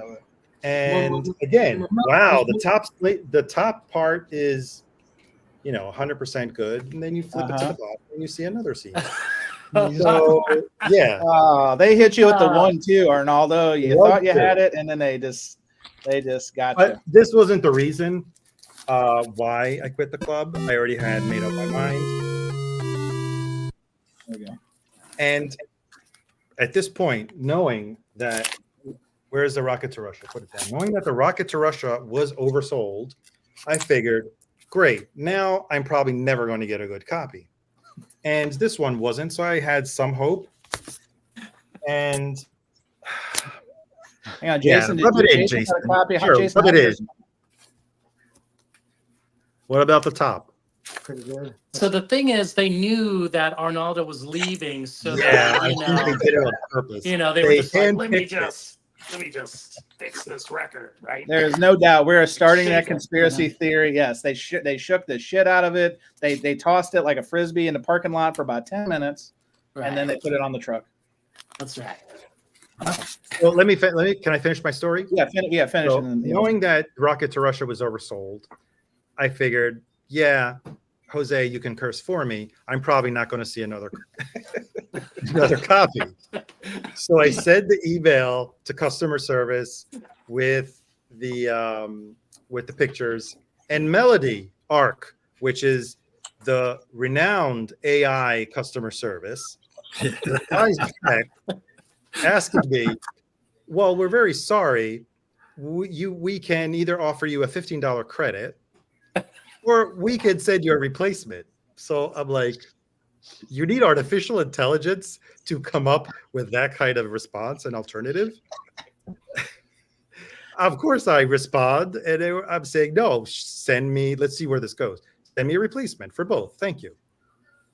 Next thing I know, the confirmation that the order went through has not yet shipped. It's been almost 5 days. It's still sitting. well, after this video, it may not ship, but at least right now, the train is on track. So let's applaud the customer service of Yes. Vinyl Me Please, which Absolutely. I always have. Every issue that I have had with Vinyl Me Please, whether it be a torn jacket or a warped record or a defect, a pressing defect where it was skipping or some problem, they've always resolved it. I can always say that I'm 100%, yes, initially frustrating and also annoying to have to go through the process of putting in, customer service requests and all that and waiting for the next one to arrive. But in the end, the issues always got solved. So I don't know how much more positive can I be towards Vinyl Me Please? Well, we're going to work on that. We're sending Arnaldo to an all expenses paid trip to vinyl rehab, and we're hoping that after this trip, Arnaldo will say nothing but nice things. Now, Steve, another reason I wanted to have you on this particular program, and you get stickers. I mean, these stickers are amazing. Stickers. The Rocket to Russia. Well, yes, and I got the. Yes, and we got the inserts. Look at all these stickers. Steve is the real sticker mania. Look at this. Look at this. Sorry, Finally, Frank, I know you're please, all in one envelope this last time. They're getting rid of them, I guess. So, Mr. Carlson, this is why. Oh, you got all of them in one envelope? Yeah. See, I know I'm on the naughty list. You're on the naughty list.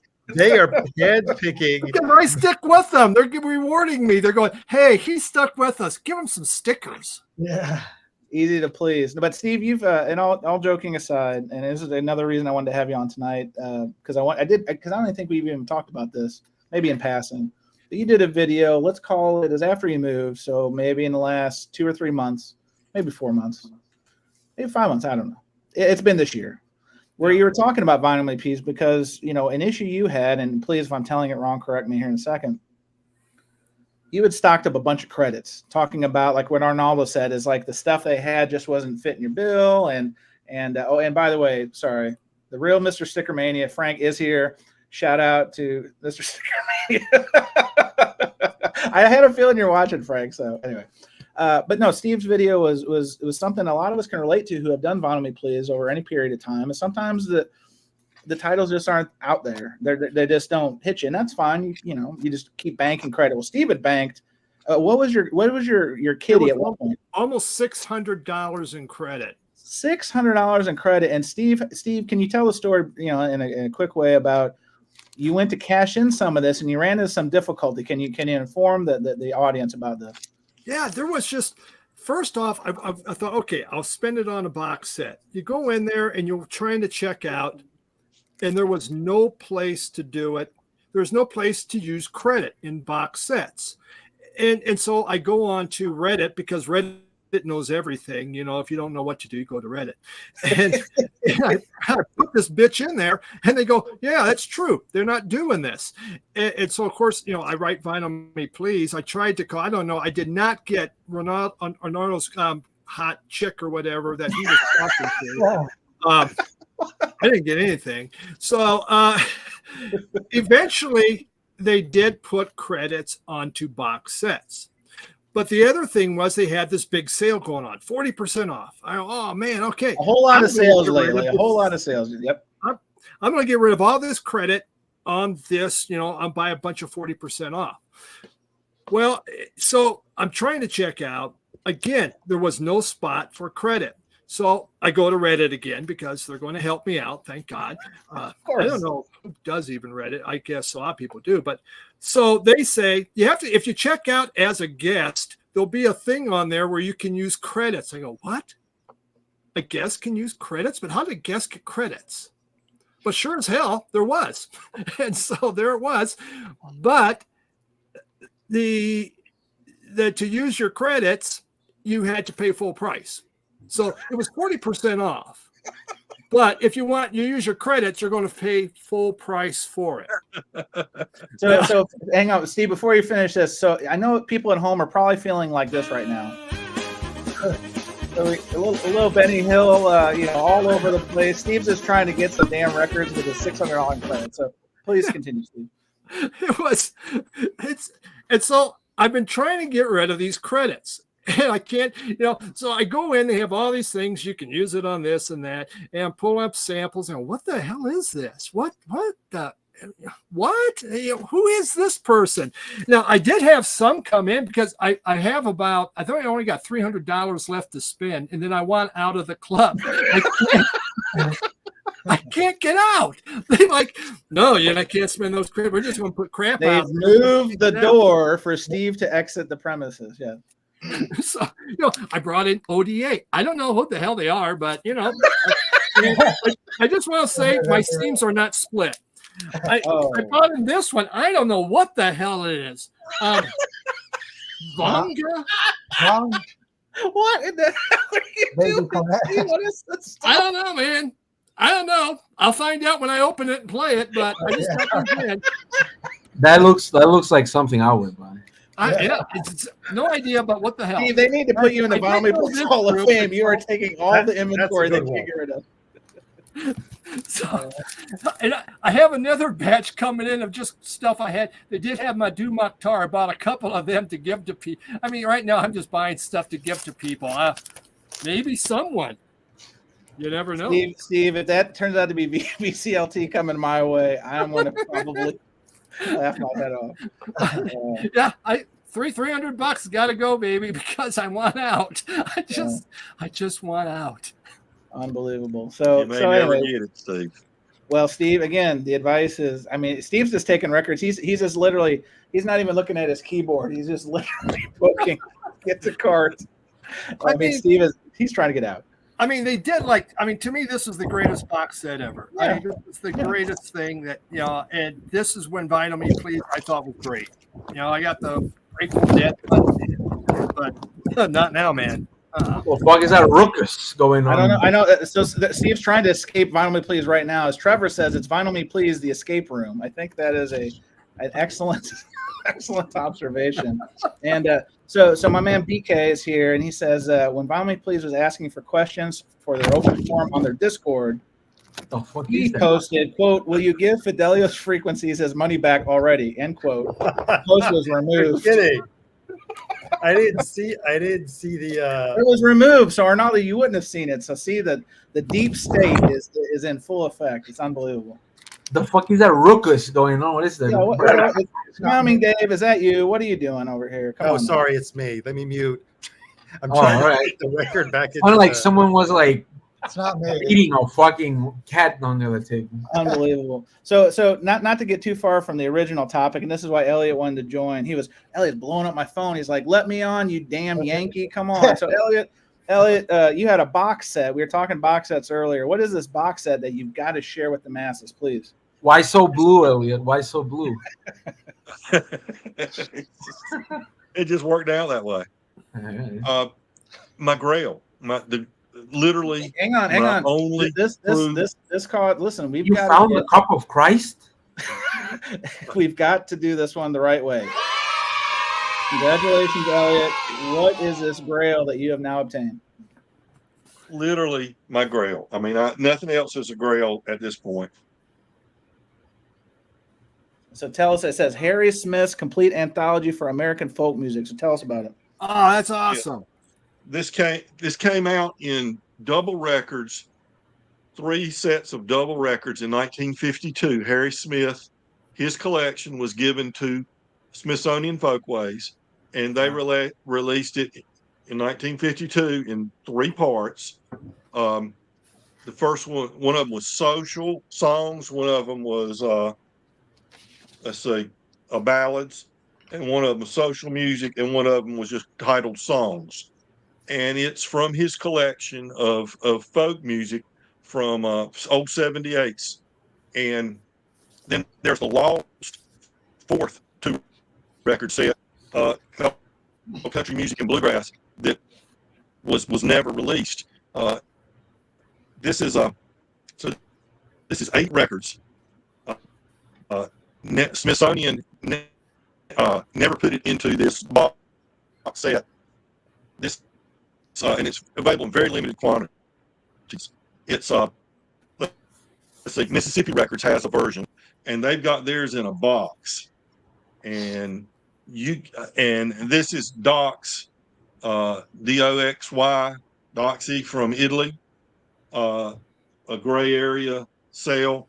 I guess the years went by for that enabled them to release it.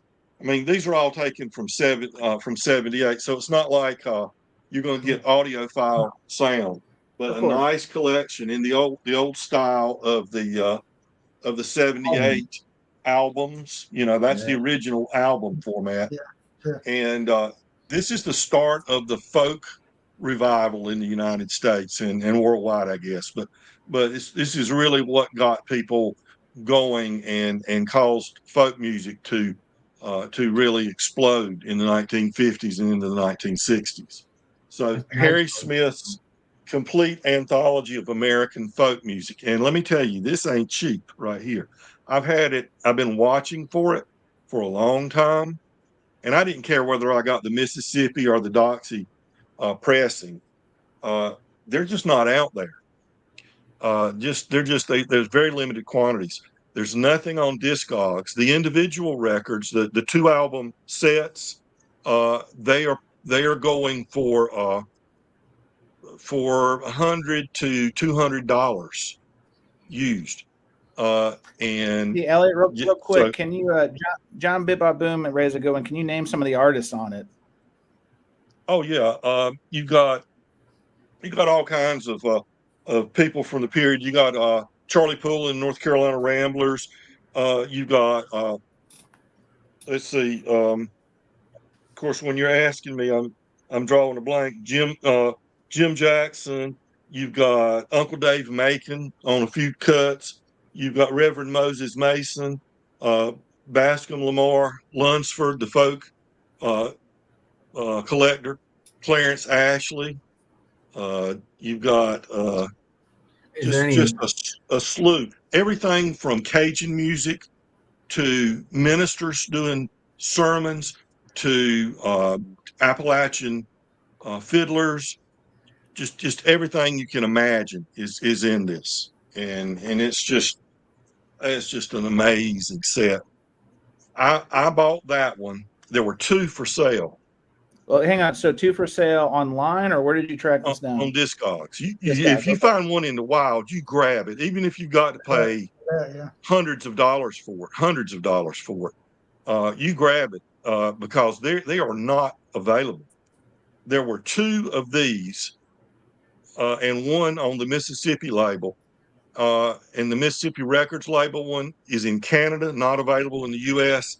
And they want $740 Canadian, which is about $1,000 U.S. for it. I got this one because it somebody in Maryland had it, and they asked $331 for it, and I jumped on it. Once I established that this seller was a legitimate seller, it's not one of the scams or anything, because the cheapest I'd been seeing was $500, usually $600 or $700. Yeah, so Music in the House says there is one copy of the Mississippi version on Discogs for $750. It's $90 or one. That's Canadian money, so that's about $1,000 US. Wow. And when I bought this one for ended up being $354 with tax and everything. When I bought it, the other one for $499 sold just like that within a day after I bought it. Yeah, sure. So they were probably waiting to pull the trigger on that one, and then I got it, and they said, "Well, there's not going to be anything I can get better than that." But man, I'm so excited to have this. I've listened to about a third of it so far, and I wish I could have heard more before now. But I really just got it about 3 or 4 days ago, and cleaned them and put them on, and it was sealed. It was brand new sealed. Oh, even better. Well, that's exciting, Elliot. BK says, I have the second volume of the 1952 Folkways issues. Are you familiar with that one? He said he found it in a dollar bin, not to rub it in your face. Yeah. Oh, no. Yeah. If you can find one, that's great. The second one was the one called Social Music. And that thing's, it's worth $150, $200. Just one of those. They're scarce as hen's teeth. Ellie, do you collect Folkways? A lot of Folkways? I have a lot of Folkways, yeah. I have a lot of them that I'm looking for, but it's mostly like the 60s, late 50s ones, because they used to do a lot of like world music. But what was interesting was that they went to like the actual place, recorded it, and most of them have like actual translations, which was back then like a huge fucking hassle, you know. So there's a lot of them that I'm looking for. So Folkways is gradually reissuing some of their, repressing some of their albums. Not a lot. Most of them they're just trying to sell as digital downloads or CDs, but some of them they're releasing on vinyl. The American Frogs one. That's exactly what I was going to say. They just did the North American Frogs or whatever it's called. Yeah. Yeah. The Vinyl Driscoll, Sean says that's an extremely important set of music. Without Harry Smith compiling those tracks, an important part of history could have been lost. Very much so. That is so true. Well, that's awesome. So, Elliot, with all the goodwill, everyone's excited for you getting your grails. Jose should be happy because Vinyl Richie has now turned his eyes on you. And he says, I can't imagine paying $1,000 for a box set of banjo music. Elliot, how do you respond to this story? Well, it's definitely not all banjo music. There's all kinds of different folk musics on there. There's stuff from the Texas-Mexican border. There's stuff from Cajun country in Louisiana. There's stuff from New England fiddlers. There's cowboy songs. There's just a wide variety. Richard S., though, 750 Canadian that's not five. I wish it was 533. It's the other way around. Yeah. It's $1,000. All right. You can't buy the one that's for sale if you could go to get somebody in Canada to buy it for you for 750 Canadian, I don't know. That gets too confusing for me. It's late at night for math, Elliot. We're not going to put you on the spot about math in Right. here. But it's if convert that Canadian to US, it's about 1,000. So I know I'm going to ask you a question, Elliot, that everyone wants to know. And Steve Carlson's I saw him licking his lips. Elliot, would this be the last piece that you would part with in your collection? Does that mean that much to you? Because Steve will write you a check right now. Steve has got the checkbook. I think so. Yeah, I don't think I'll part with this one. This will be like part of my legacy. When I go, my grandson will inherit these things, and he can we're talking legacy records. Okay, he will either decide that he hadn't have any interest in it, and I will have given him enough instruction in how to dispose of it wisely. Sell it to the ceremony, the burning ceremony. What it's worth, or he'll keep it, and he'll be that young guy that's got a phonograph record collection. I like it a lot. All right, boys. Well, another thing we're going to talk about, and I think this is probably a good way to run the freestyle. I know this is kind of structured, but not really. Is I think Melinda Murphy did a video recently talking about Discogs, talking about how much weight to put into some of the Discogs feedback about how a record sounds. I'm just curious. It's kind of like a straw poll. I know I do. I will read the reviews, particularly if it's a pricey record. Just curious, Jose, I'll start with you. Does a random person you've never met before leaves a review on Discogs, how much weight does that carry if you're considering buying something on Discogs? Well, I'll tell you something even worse. I'll tell you when somebody gives you a weird ass review of a record you put out. That's even well. This is true. You do make music as the lead El Presidente, El Vice Presidente. I am the vice president of logistics and customer relations for Aurora Central Records. But Jose, you're my boss. You're my jefe. So yeah, tell us about it.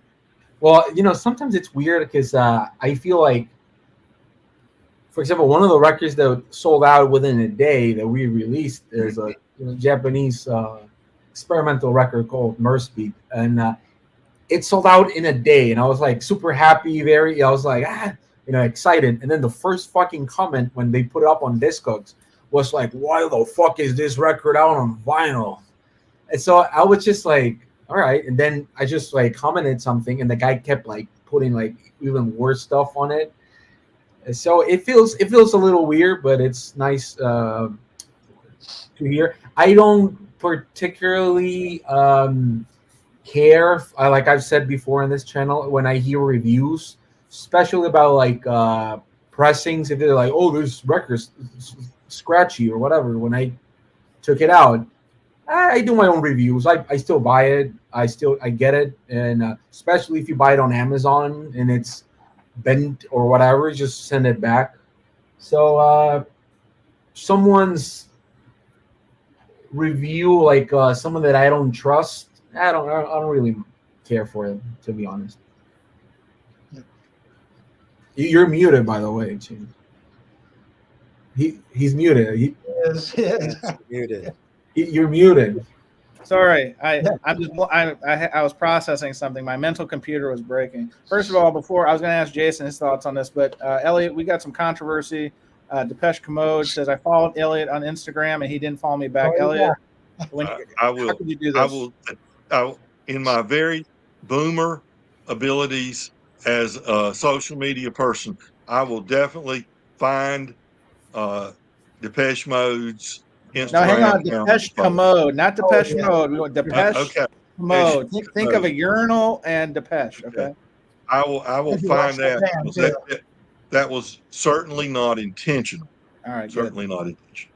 Good. All right. I just want to set that because we are about running the good ship lollipop around here, and so I'm happy to squash that beef. That's what we do around here. So Rojas, does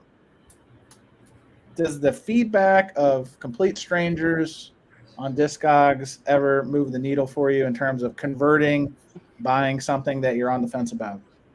No, it makes me laugh really hard. Laugh really hard. Tell us yes.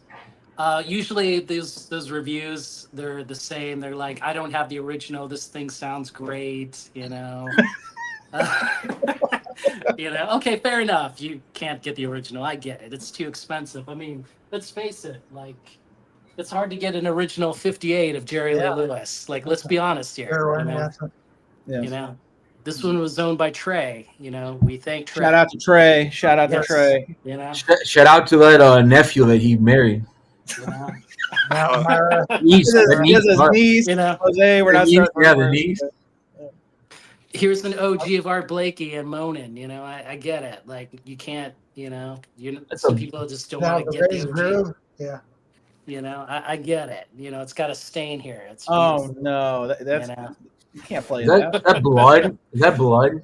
You know, this could be from the last hurricane. I don't know. Jason, can you return that? Did you keep the receipt? Is there a receipt? Let me call Vinyl Me, please, right now. Yeah, let's get Melody. Was her name? Arnoldo. Melody Arc. Melody Arc. Okay, fair enough. Like, I get it. Melody Like, you can't from get it the early radio show? 60s, Robert Johnson. I get it. I get it. You know, I Jose, get good one, Jose.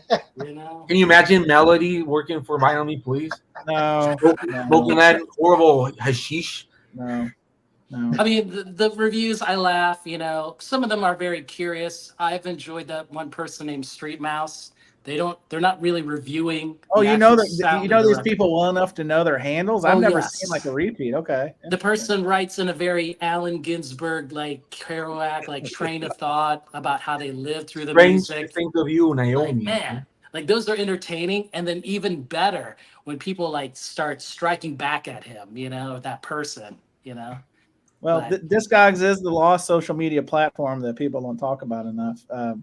Vinyl Richie is just no one is safe. Vinyl Richie's Barbs today says I always listen to complete strangers for advice. I think fair enough. Fair enough. Exactly. That's strong. Steve, where do you land on this? Because you know we kind of talked. We made a joke about it earlier about Record Store Day and going back, and then you see people on YouTube showing the records, and you're like, change of heart. Does that ever happen for you from other places, reading Discogs reviews, or like you go to Reddit? I didn't even know you went to Reddit. That's dangerous. It's almost as bad as the Steve Hoffman film. It's pretty rough. Well, my son's mentioned Reddit. You know, I didn't know Discogs even had freaking reviews. So there you go. You know, well, now we've ruined Steve. If I'm looking at, you know, when I go on to Discogs, I play the samples and I just see if I like it. Now, for instance, you know, I'll show it. This original from, you know, Ricky Eleganga. You know what the sample sounds like? Crap. Sure.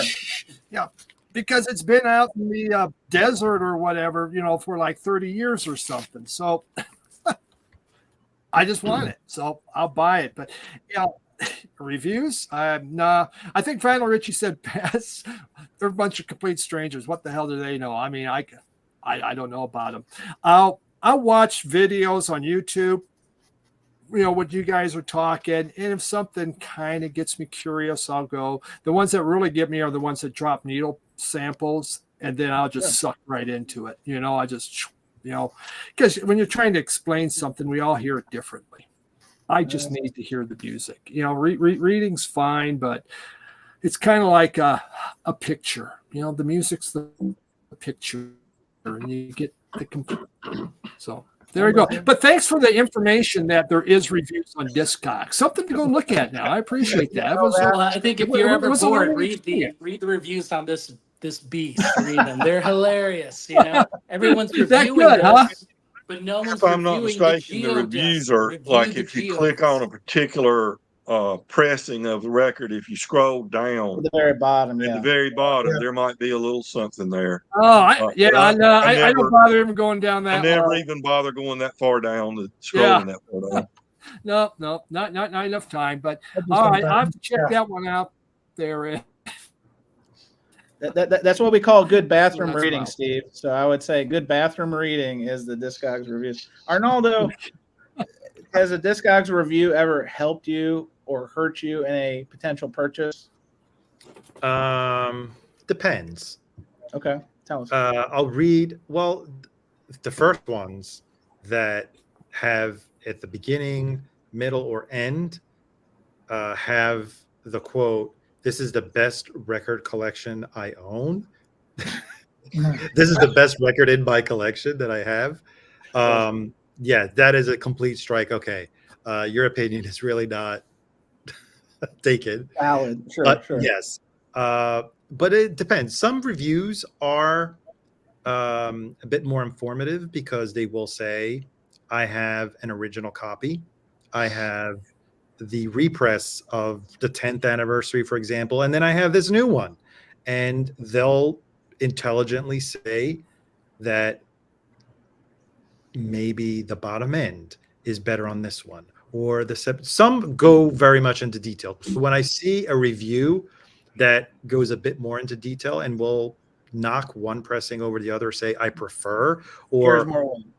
exactly, carries more weight. Some are more informative because the descriptions in Discogs are not entirely complete, where they'll say, oh, the insert is really not that color, or it's heavy cardstock, and the review, like the body of the description of the release doesn't say that. Sometimes they're adding to it. Have they ever pushed me to buy a pressing instead of another? I can't really remember. I always kind of gloss over the musical review of the record.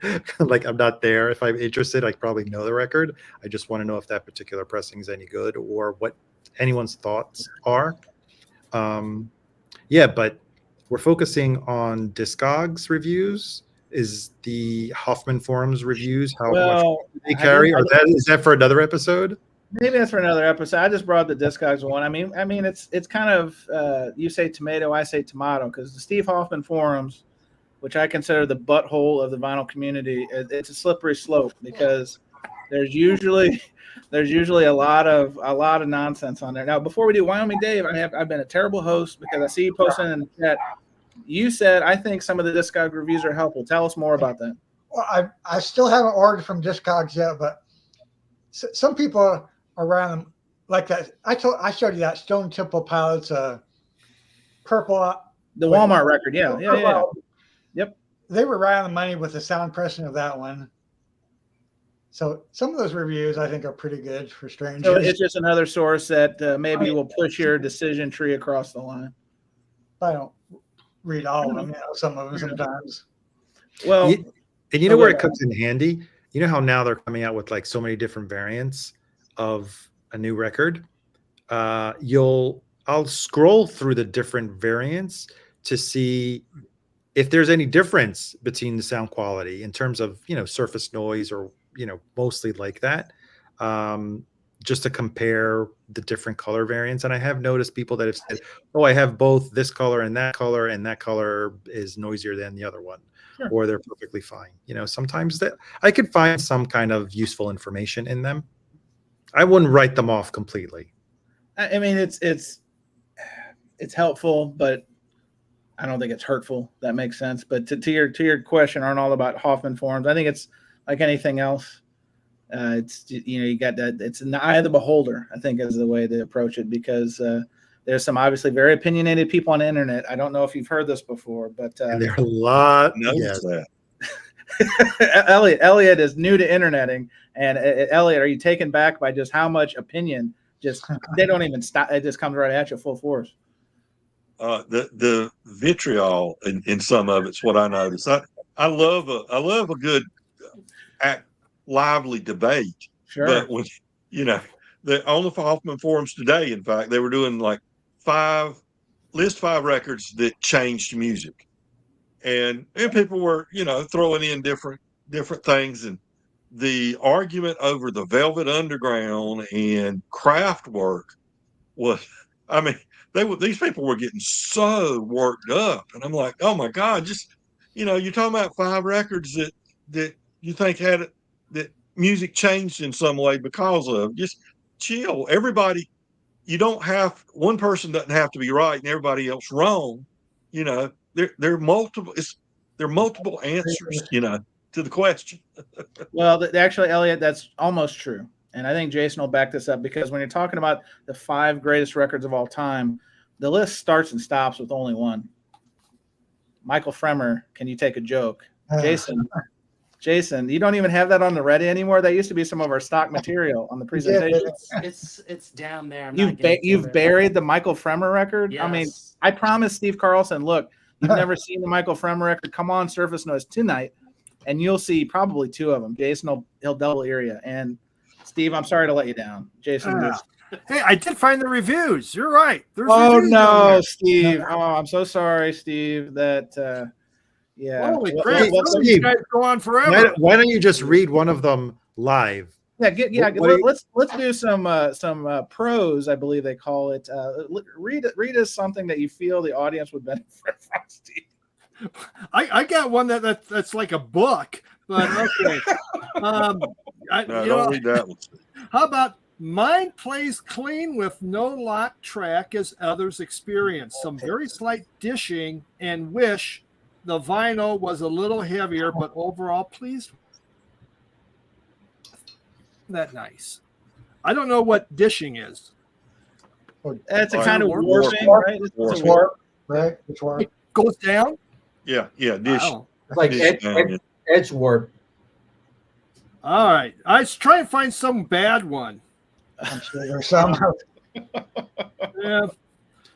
What record was that, Steve? The Gorillas, the vinyl. My 2024 repress caught distortion when I turn the volume up. It sounds okay until it gets too loud. I don't have this problem with other records. Maybe it's just cut too loud. Then. Yeah, turn it down then. Yeah, I mean, turn it down. simple as that. Chance. Okay. Yes, sir. Let me clear up the Canadian U.S. exchange. Oh no, yeah, Elliot, we don't want this. We don't believe in fake news, Elliot, I just so went please. back and I did have it backwards. What it is, it's listed on Discogs for sale, that Mississippi label anthology, $1,000 Canadian, and then it translates it to U.S. currency, $750 or $40, something like that. So the others were correct. I had it kind of flip flop there, but you know, it shows up when you're in the U.S. It shows up as the U.S. price, $750, and when you click on it, you see it's Canadian as $1,000 Canadian. Elliot, thank you for clearing that up. I was getting mad at you, Elliot. Listen, the last thing, Arnaldo and me in particular, last thing we want to take is any more strays, because we do not need any more upset people. We just want to be peace. I don't have the funny the Mac. I have a cheap MacBook, so mine doesn't do that. But I think, guys, to put a bow, and Arnaldo just did it. Thank you, Arnaldo. To put a bow on this episode of Surface Noise and this topic, Richard S. says, tell us exactly where the Discogs review hurt you.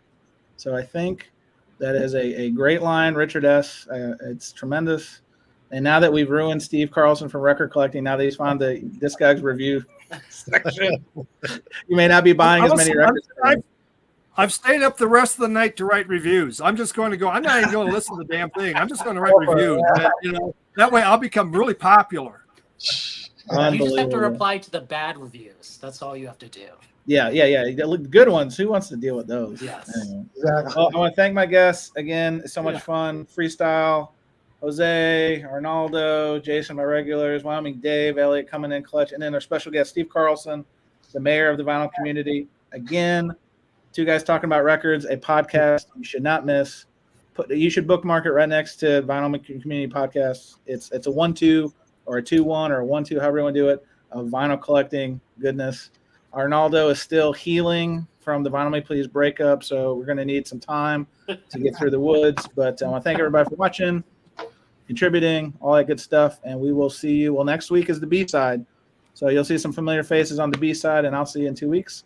But thanks for joining. Easy.